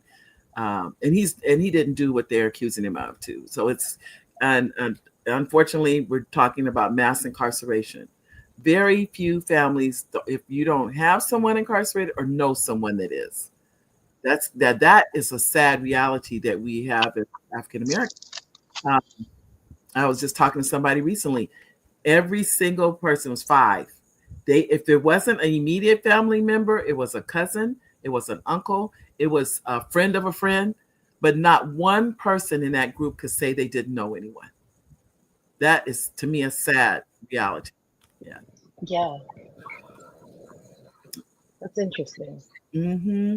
But anyway, that I don't want to focus on the negativity, I guess you could say, but this is a reality. I say that. I'm actually writing about that, truthfully. I mean, there's so much to write about. There's no limit. There's no limit. What's the cost of not building a world around your work, especially in today's attention economy? Yeah. So we all know, you were just speaking with, was it Dr. Barbara ahead of me about AI, right? So when we have information now at the tip of our fingertips, we can get an answer in 2.5 seconds. We've got TikToks. I was just speaking to my children who can't even sit still long enough to listen to a full 3-minute song because they're just used to the very short sound clip that you get on TikTok. Our attention spans are shorter than ever. And so the opportunity that you have with building a world is immersion, right? Mm-hmm. Like the way that you hold attention is to actually engage your reader or your consumer by actually immersing them in an experience. Right? I like that. Yeah. People that just sitting back and consuming, the attention span on that, it's very, very short, but you can really hold hostage attention if you can create an amazing experience for someone. Mm-hmm. But I know too, in some of my classes, they say you have 10 to 15 minutes when someone is watching your film, they're going to decide in the first 10 to 15 minutes if they're going to keep watching. So you literally, if you notice, many films start out with a bang. And that's because their goal is to grab you, to keep you, because they understand we only have 15 minutes. And they'll decide whether to watch it or turn it in 15 minutes. And if that's the case with film, then it's offering a lot of grace because 15 minutes is actually a very long time. So if you're creating video for social media, the time frame for that is actually 15 seconds, right? Not 15 minutes, right? And if you're writing a piece, and as an author, I know you'll understand this, like you've got to have a hook, right? That hook, you've got 1 second to capture someone's attention. And, I always say that the job of the line that you're writing, the only job it has is to get the reader to read the very next line. That's true. Right. It's all about just holding attention. Attention is the most valuable currency these days because you can be amazing at what you do. You can have amazing content, copy, your books can be riveting, but if you can't get anyone to pay attention to it, then what is it all for? You don't have anything in that sense. That's what it amounts to. I know I was mentioning earlier the new children's book I have called When I Was on the Moon. I actually just said the words when I was on the moon, and someone said, "Where can I get that book?" I love that. Yes. Yes. And you know what I love about that? That's actually, and I actually use this in marketing as well. It's called flash fiction, right? So it's like literally that book title is the perfect example of flash fiction. It's, can you tell a story or start a story in just one line? Yes. So you say that, and it's so evocative. When I was on the moon, and just immediately you get that visual. We can see it. It's so evocative. So that's actually what makes that super powerful. It was, and that came from a conversation. I was on the phone, a conversation, and the gentleman said, he said, when I was on the moon. That's what he said. I said, wait. He said, what's the matter? I said, that is a book. And I just wrote it down. I literally wrote that book in about not even 2 hours, I don't think. I knew instantly that it was a book. it wasn't something I get, which I've shared with you. I get, it's like a buzz when I hear something like that. And I'm like, that is something. And when the lady said to me, where do I get that book? That's how I knew that buzz was there. That, Now, let me show you something. I have not had the pleasure of reading that book, right? Although now I'm sure I need to go purchase it for my children. But take something like, you're an author, so take When I Was on the Moon. And now think about if you applied it to the story of the family dealing with incarceration. But the title is the same. Yeah. Yeah. And that title could literally be, and so whenever you can do that, you actually have a premise for your entire world. You could take that one line and build an entire world around it, and all of your stories and screenplays can fit within it. Just different characters, different storylines, but all under that premise. And it's extremely intoxicating. Like it's a really good line, whether it's for children or adults dealing with mass incarceration. You take something that, as you said earlier, felt really negative, and then you put it through the lens of When I Was on the Moon, and suddenly it feels like possibilities. Oh yeah, it really does. It really does. But I remember when I paused, he said, "What is going on here?" Because now think about it, he said the words, but he didn't get the vision of the words. He just voiced them and kept going. And so had I not stopped, it was like, and I would tell anybody, it's like you grab it out of the universe. Had I not stopped right then and wrote it down, this book would not exist. Yes. And it happens every day. I tell anybody. We built an entire universe around that for you, Mary D. Like I could totally see you sitting on the moon in a photo as your author photo instead of going so typical. Mind you, I haven't seen your author photo, but I think we go with the typical headshot. But how much more interesting would you be, and how much would you grab my attention if instead you look like you were thinking, contemplating while sitting on the moon? I love it. I love it. See, but that's your wheels are always turning too. They're always, they're in you. I've come to terms. This is who we are. This is who we are. Our minds are geared to, like I said, that a friend said, ideas are in the air. They're there. But if you don't grab them and repurpose them and you miss it, is what it is. It happens every single day. How do you respond to an author who says, I just want to write? I'm not a brand. Right. So that would be the difference between a hobbyist and someone who actually wants to build a career around selling their books. Now, mind you, I hope that when you do write, it is from a place of, I just want to write. Hopefully that flows from a place of passion.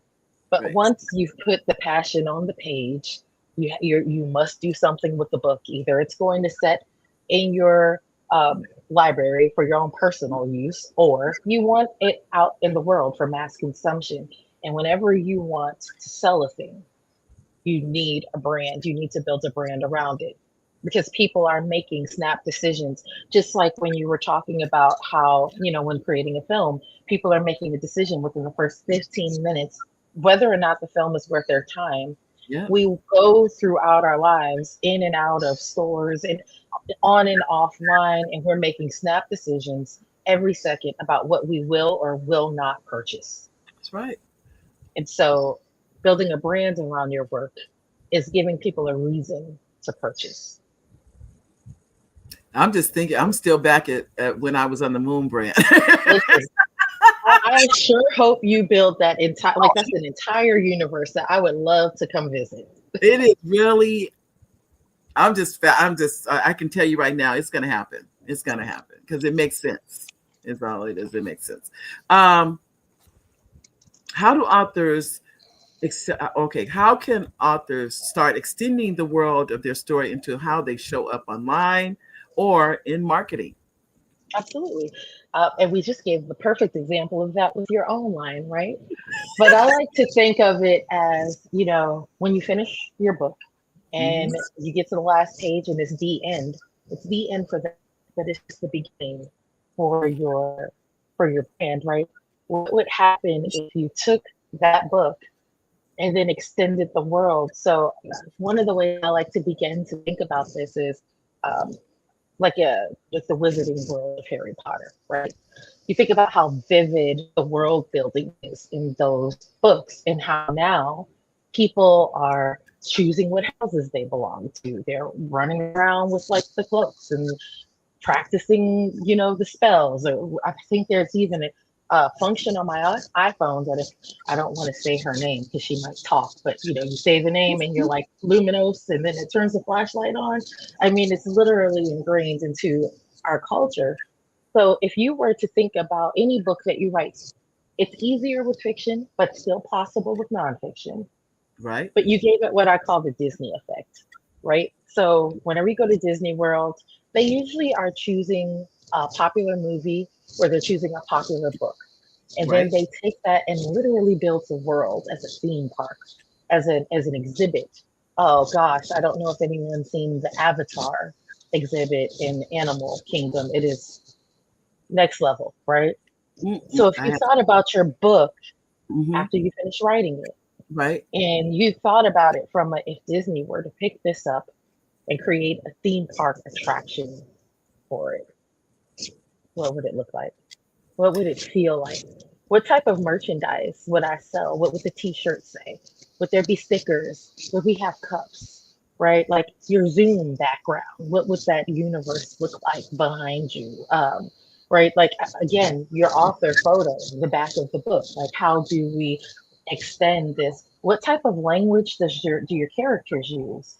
Can you use some of that in your own language in your own content? Does it want to belong on a sticker?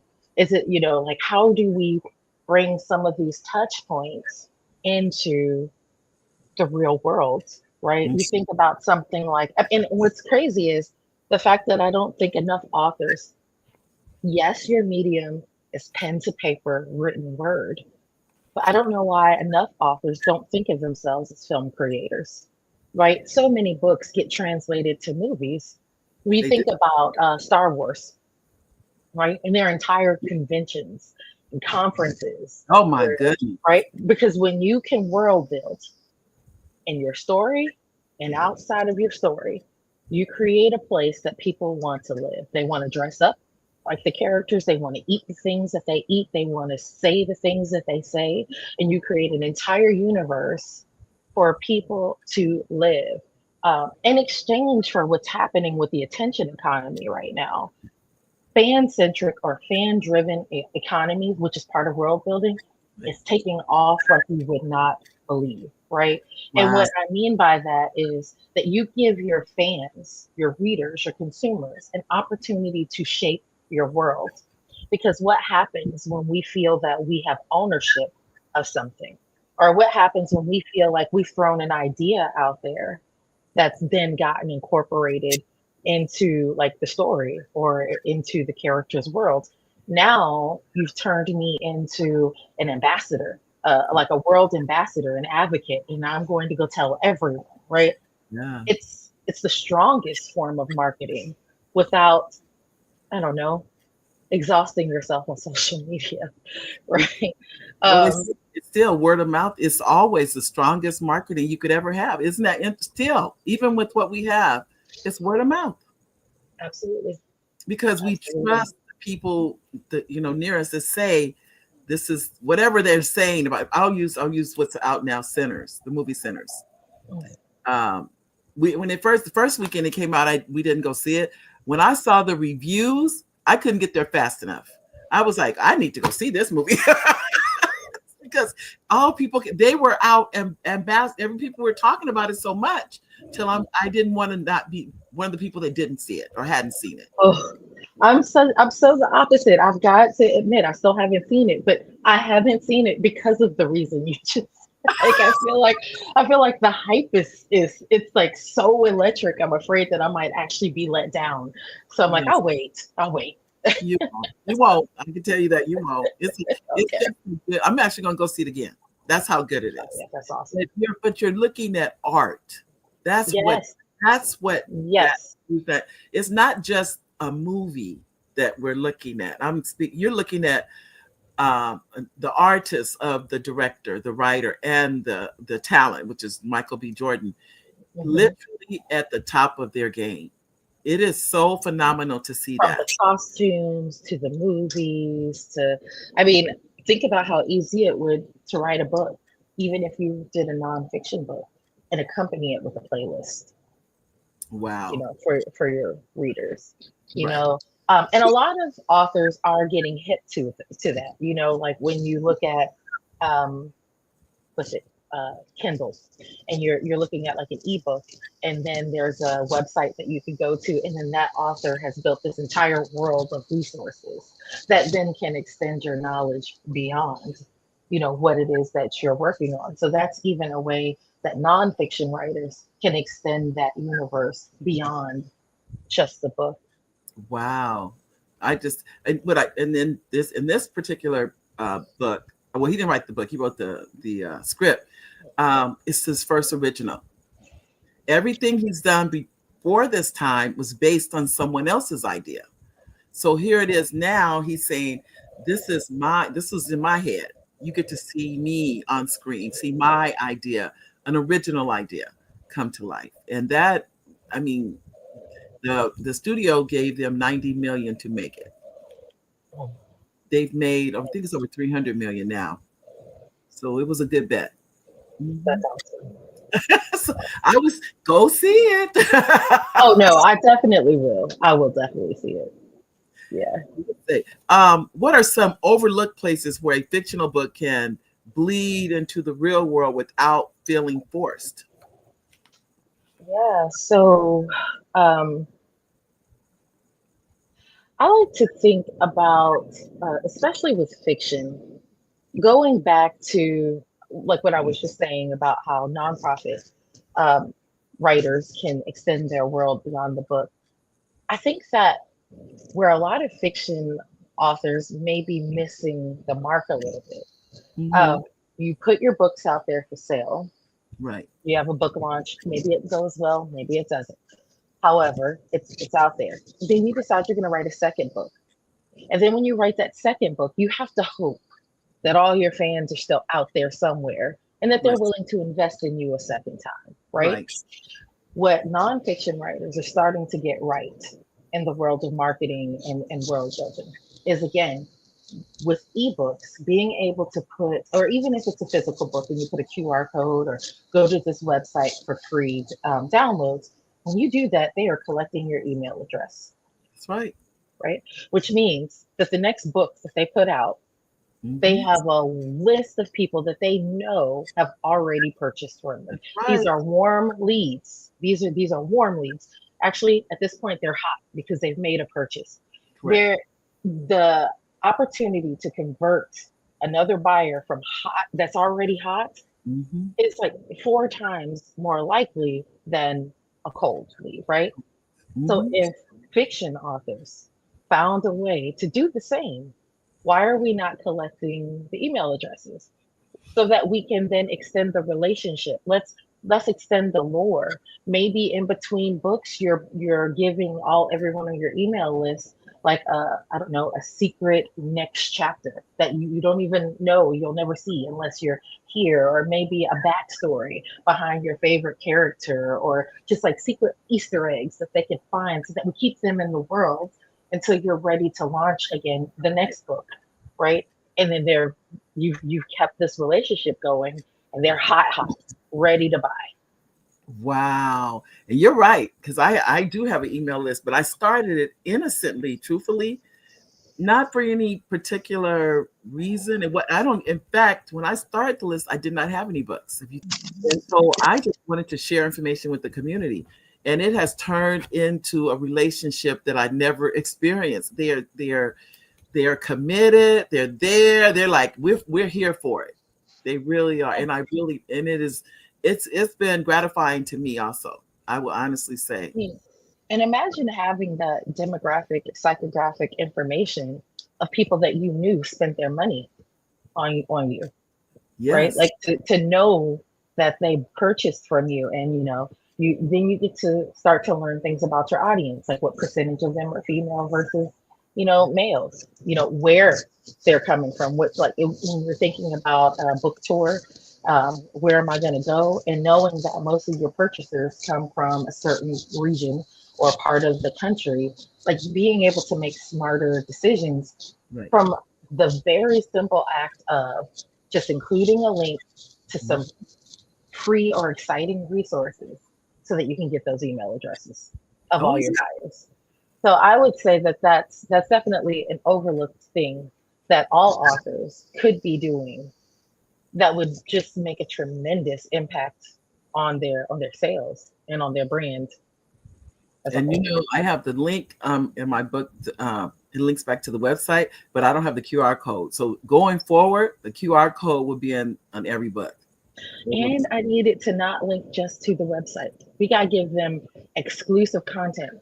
We gotta take them somewhere so that, because you know what happens when you send them to a secret or hidden web page? You immediately turn them into an insider. I love that. I love that. Right. 'Cause and people like that. Where I'm actually starting with the email list. I haven't sent it out. Now you're getting some insight. I'm starting a VIP circle with my email list where they're going to get more of me, and I'll have private webinars, just time with them. So they get to know me better, I get to know them better. And only if you're in the VIP circle will you be invited to these things. And that's it's just when you can make someone an insider, then you've got a loyal fan base, and you can print money literally with a loyal fan base. I think I'm gonna make $7 a month. That's what the membership is. That's what I'm starting at the it's just, and I don't really know if people will sign up or not. I have no way of knowing. But there's only one way to know, and that's to put it out there. Oh, Mary D. We don't know if anyone will sign up, but I can guarantee you that if this membership was called When I Was on the Moon, you got me. You are too funny. You said it's a winner. It is. Oh, it is. Winner, chicken dinner. That's what. Yes, ma'am. I mean, I would wear it on a T-shirt. It passes the T-shirt test. Wow. That's a conversation starter. You at the grocery store. It's. While we were talking, I actually went to GoDaddy and bought it. I said, I love that. Yes. Oh, I get it. Smart. You can't play with these things. That's what it is. Absolutely. I sat there. I said, "Oh no, you better go ahead and buy it, because if you don't, somebody else will." Yeah, I'm like, and make it clear that you have every intention to trademark it as well. I think this counts since it's recorded. But I'll tell you, as you know, and the two of us still have to do our one-on-ones. We still, we definitely do, for sure. Well, I know. Can you give an example of the detail of a book world that can become a part of an author's brand world? Absolutely. So, oh gosh, all right, I'm gonna be a nerd for just a second. The Great Gatsby. I don't like the book, right? There's a lot of symbolism in that book. One of them was the green light, the color green, and what it meant. So, you can take any sort of symbolism from your book and then bring it into your world. So had I written any type of book with the symbolism of a green light, I might actually have one behind me on my shelf, right? I might wear green. So there are ways to just bring symbolism from your book into your actual world.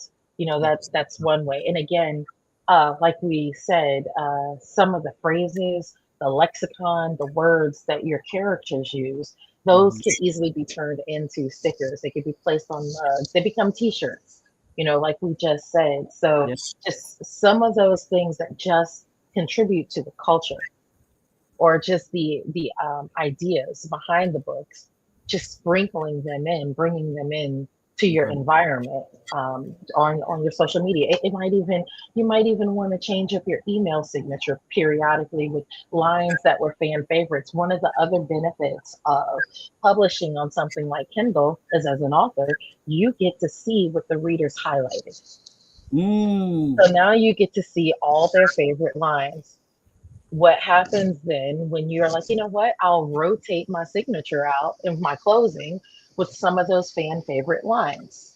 You know, Wow. so it's like, are we taking advantage of the tools that are out there that's giving No. us information and giving our people, giving our fans, our consumers more of what it is that they want? Wow. I know we're not. And I think a lot of people don't know a lot of tools that are available for free, but they don't, I mean, sometimes we just don't know. That could be. And so and then plus we're so inundated with so much social media. So yes.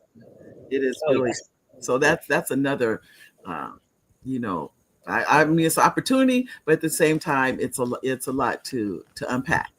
This is why, I mean, and I'm like, honestly, if you look me up on social, I'm there, but I'm not there, right? Like, I exist, but that is not where I spend my time, you know, but that is the benefit of world building, because you get to decide what channel that is. And as long as you make it good, you know, like most of the people who follow me, they know, get on my email list. And every time I run into someone, they're like, I love your emails. And that's where I spend my time. And right? I need to get on your email exactly list. Where I spend my time. Yes. So, you know, and that's where our world builds, you know, so it's like a secret language, like a secret hangout, speakeasy with just you and your people, and the rest of the world disappears. It's like, who cares? Wow. Right. Love it. I love it. How do you keep a brand world feeling expansive and not gimmicky? Yes. So that brings me back to one of the first questions I asked you, which is, when you look at your body of work, is there a through line? Is there something in common so that you can tie them all together and give everything greater meaning? You know what I mean? Like, you clearly have something that you want to say or bring attention to as far as mass incarceration. And that's cool, right? Like, it's a thing. There's plenty to say, lots of topics on it. But who has ever heard of talking about mass incarceration through the lens of when I was on the move? Oh no! Now, you get to paint I'm like, oh, where is this story going? Like, are you going to tell me a true story? Is this going to go like fictional? Are you going to take me into the future where what the world could look like if this wasn't such a problem? Like, do you see the mystery that you bring there, right? And then to build an entire world around it and allow me to live in it for just, if even for just a few moments, that's the wonderful thing about books, is it transports us away from our own reality and into another, if only for a moment. And that's the power that you wield as an author, right? So like, when you think about expanding, you're creating an expansive world that ties all of your work together, as opposed to gimmicky and cliche. And I don't think I don't think it's gimmicky or cliche, but how, I mean, I can think of so much to go with that. My mind is like very deep. Like, you're a ray of sunshine. Like, your smile just lights up the screen, right? Like, I could feel the energy through the camera. Like, you've got something special. Only you could own that phrase. Only you could tell me that story. And that is what also makes it expansive and not gimmicky. That is rooted in something that comes from a place of authenticity. Oh, thank you. Like, as when you were talking about Star Wars, I thought about Lucas, how he could have never, I don't think so, I could be wrong, I don't think he saw what it would become, but he knew to protect it. He knew to protect it. He had all the protections in place, but where it is now and where he started from, I can almost guarantee he never saw this. No. But that's the thing. I mean, what I do know, right, is while they weren't planning to build an external world, Right. The internal world building was so good. Yep. That people were going to build it for them, whether they expanded it or not. It's true. So, right. So, and true. and again, like, I enjoy having this conversation with you today, because a lot of times when I talk about world building, I have to start by explaining what it is, right? But authors understand world building. You start it in your own projects, so it's not too far of a jump to just expand it beyond the end. Right. Here's the beginning of my world. Where my book ends, where my book ends, my world begins. Right. Oh, it is, and the fact that you can do that, and we all can. I think, as I said before, the ideas are in the air, because I have seen there's different ideas I've had, and I've seen people write similar, usually not exactly, but something similar, and I think, well, I know I didn't tell them that, so that's telling you that the ideas are floating around. They had the same idea I did, or similar. I said a similar idea. You know, one of the movie that changed my work and therefore my life with it was actually Avatar. I was so blown away. Like, I'd always been aware of world building, but I don't know that I'd seen it executed at such a level of, I got lost in the creation of it, right? Like, they hired a linguist to create the Nazi language, right? From the flora and the fauna to just the fact that they decided this wasn't a planet, it was a moon, right? And that they breathe in carbon monoxide. So I'm like, whoa. You start to think about the laws of a world, the animals, the vegetation, the language, and I'm like, that's branding. Yeah, and when you saw them, they kicked the humans off the planet. It's like, you guys got. I was like, I said, because they saw what they were trying to colonizing them, and they're like, you know what I call that? What I call that is a brand enemy. Right? Because every brand, they always tell you have to know who your target audience is. Yes, you have to know your people. But a brand also defines itself by who their enemies are as well, who the antagonists are of the stories. What do you stand against? And that is also a part of branding that we also skip. But it's what gives our world more gravity, makes it more rooted and believable. So if you honestly just look at the process of world building and apply it to your own business, except now, just imagine that you own an entire planet. What does that feel like? How do we bring people in? How do we convince them to move here and never want to leave? Wow. I tell you, I'm just fascinated. For sure. And then, so how can rituals, language, and aesthetics, and the story itself shape an author's business identity?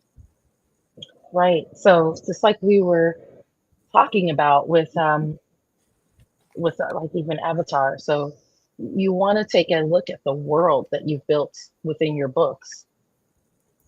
I imagine that, when I think about when I was on the moon from an aesthetic standpoint, that's going to feel very modern and fresh, but also maybe have some like I don't know, there's a vintage quality there that could be almost like steampunk beautiful, but like coppers, golds, grays, like what does this world start to feel like? And then why not make that the foundation of your brand? A lot of us, we start a business and we're like, oh, what are my colors? And we just pluck them out of thin air. No, just as an author, take a cue, take a beat from the worlds that you've already created. And how can you just extend that or expand that into your real world? Bring a little bit of that into your real world as well. Like you think about Walt Disney, right? And what he created.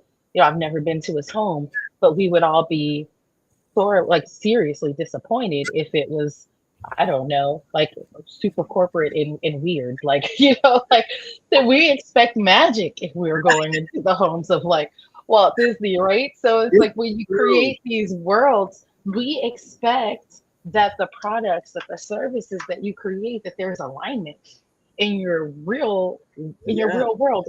If there was a huge, difference, that would turn us off. You'd lose us. It's true. So you've got to take a look at your work and figure out, how do I bring that into my real life, into my office space, into my home, into on social media. Everything that your brand touches, it should bring a little bit of those aesthetics, those colors, the vibe, the feel into it. So you just have to figure out what those details are and then become obsessively consistent with it.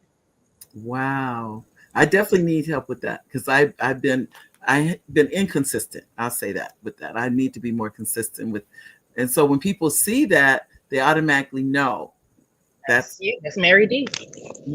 I love it. What's the difference between selling a book and creating a world people want to belong to? The difference is transaction and transcendence, right? So when you sell a book, if you don't build a world, it's a one-time transaction. Right. And then you got to figure out how in the world to sell the next, right?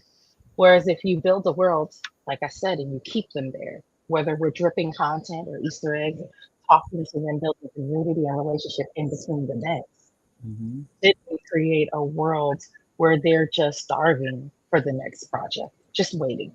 And they're going to keep buying, because each book that you produce, each product that you produce is revealing a new chapter of the world to them. Like, they just go deeper and deeper and deeper into your world, as opposed to just a one-off transaction. And you may lose that reader, never hear from them again. That sounds like, to me, like Star Wars, Star Trek. These two, think about it. They're both talking about worlds that we've never seen. Basically, they were in someone's mind and someone's idea, but we have latched onto them as though they're free, that they're real. That worlds really do exist out in out in space. Yes. It tells you, but that's that good storytelling, like you said. They're excellent storytellers. Where should an author start if they want to build a world brand hybrid from scratch? If you want to build a world or a brand from scratch, believe it or not, it starts with that through line. It starts with a theme. Like, thematically, what is it? What's the theme of your work? And if theme feels too large, you can never, ever, ever, ever go wrong by starting with deciding on the emotion. I always I say to my clients, what is the emotion that you're bottling and selling? Whether that's joy, whether that's positivity, whether it's happiness. For me, it's exhilaration. Like, what are you bottling and selling? So if you could start with the emotion, because again, buying is an emotional decision that we later justify with logic, right? So if you can start with an emotion, and okay, like joy. What does joy look like? Well, it looks like yellows and bright, sunny, warm colors. What does joy feel like? Well, it's like happiness, and it's using, like it starts to influence the words that you use. You could build an entire world around a single emotion, and it can become the through line in all of your stories. It doesn't matter if you're dealing with something heavy, like mass incarceration, or you're dealing with something nostalgic, like family, or you're dealing with something endearing, like with children. If joy is what you're selling, they'll get that in every story. Wow. Woo! Well, I can tell you, Deanna, as you know, your advice is just phenomenal. You know that. I just want to thank you for coming on the show today, because you've been. Thank you for having me. I'm just as per usual, and definitely would like to have you back again. Yeah, for sure. And as I like to always say at the genius, I did remember. Genius is common. And I'll see you on the other side. So thank you. Oh, I just think Dr. Eric, I think he's I tell you what, we're gonna stay here for a minute. That's okay with me. I'm happy to stay here, because you are, like I said, I'm gonna have to go back and watch this show, because there's so many good nuggets that you have. So I know Dr. Kelly, I hope you don't mind, but we're going to keep you here for a little while. I think I don't know if he made it there or not. Okay. Can you tell me, how can an author use their backlist as part of their world building strategy? Ooh, yes. So your backlist becomes the foundation to, let's say, your world map, right? So you've got all these characters that live in this world from different books, but then you can start the conversation exploration, like what happens when these characters meet. That is actually something that one of my favorite authors, God rest his soul now, Eric Jerome Dickey. I love how you'd be reading one book and one of his characters pop up and he doesn't even necessarily say the name. You know by the description, oh, that's Arizona from this other book over here, right? Like, how can your characters live in the same universe, right? How can you introduce people to your world through read this first, read this second, and then this third. Now we can start to curate the journey almost like custom playlists, built off of emotions. So if you find that maybe all of your books don't feel like they belong in the same world, you can make them belong in the same world by curating reads like playlists for a certain experience or emotion. Wow. I'm just sitting here going, my mind is racing. Yes, for a woman with 30 books. Yes, ma'am, please. Please use your backlist to bring people deeper into your world and make them, I mean, goodness, like, why are we only trying to sell one book? We should be trying to sell 30, right? Like 30 you should have all of them. And then I'm just hiring illustrators for in fact, I just hired an illustrator yesterday for one of my books. And I thought, okay, now I'm trying to set, every 2 months, because the books are written. It's hiring someone to bring the books to life. That's what, because they're going to take my words, which I thank God for this all original material. No one that I know of uses have the same words. What's been interesting to me, not one title that I have is on the internet already. Not one. That's awesome. That's awesome. I would say that I know you can't talk about it. That doesn't surprise me. You are, like I said, you're a true creator. Which is why. You said what? I didn't know that. I found that out after I retired from education. Never knew I could do any of this, nothing, and retired and found out. And I really think what happened is I gave myself an opportunity to find out. That's what happened. You know what's funny? I think that, I think we're all creators. First of all, everyone's a creator. But I think that people who really learn to tap into it a little bit more are those that are curious and love learning, because that helps you to make unexpected connections. Yes. Because you have this deep well of experiences and knowledge to pull from. So I am not surprised that you've created titles that are not on the internet.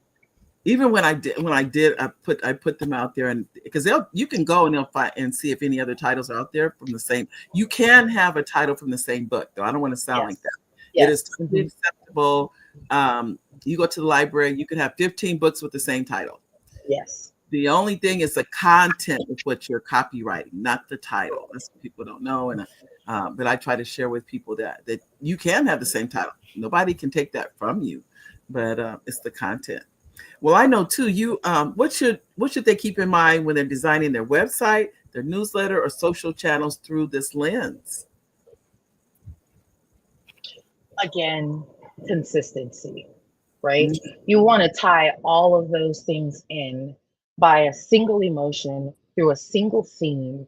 You want there to be consistency across all of those platforms. Your website should feel like your newsletter, should feel like your social media, should feel like your email signature, because they all belong to the same world, right? So this is just an invitation to someone stepping into your world. We are trained to notice when things are disjointed or where there's a gap.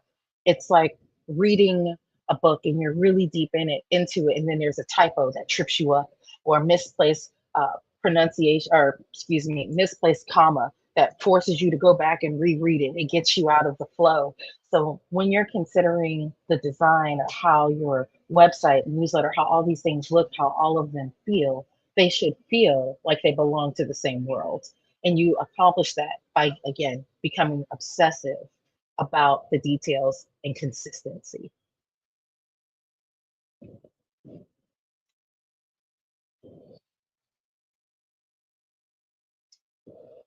So world building. World building is a great lens to look at branding.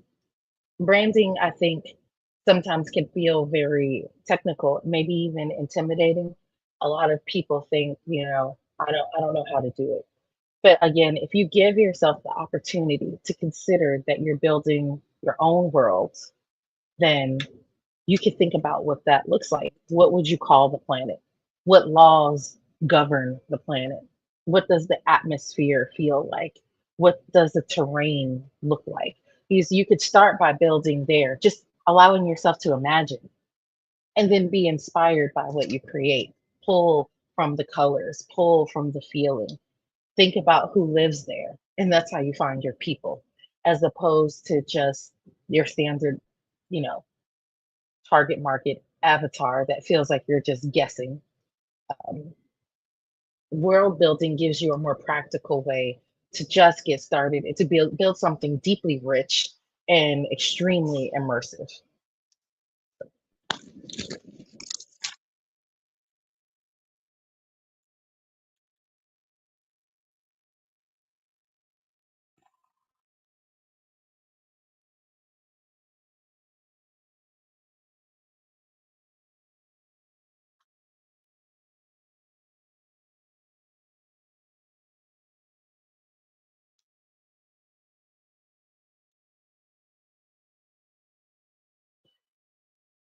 Mary D, are you still there with me?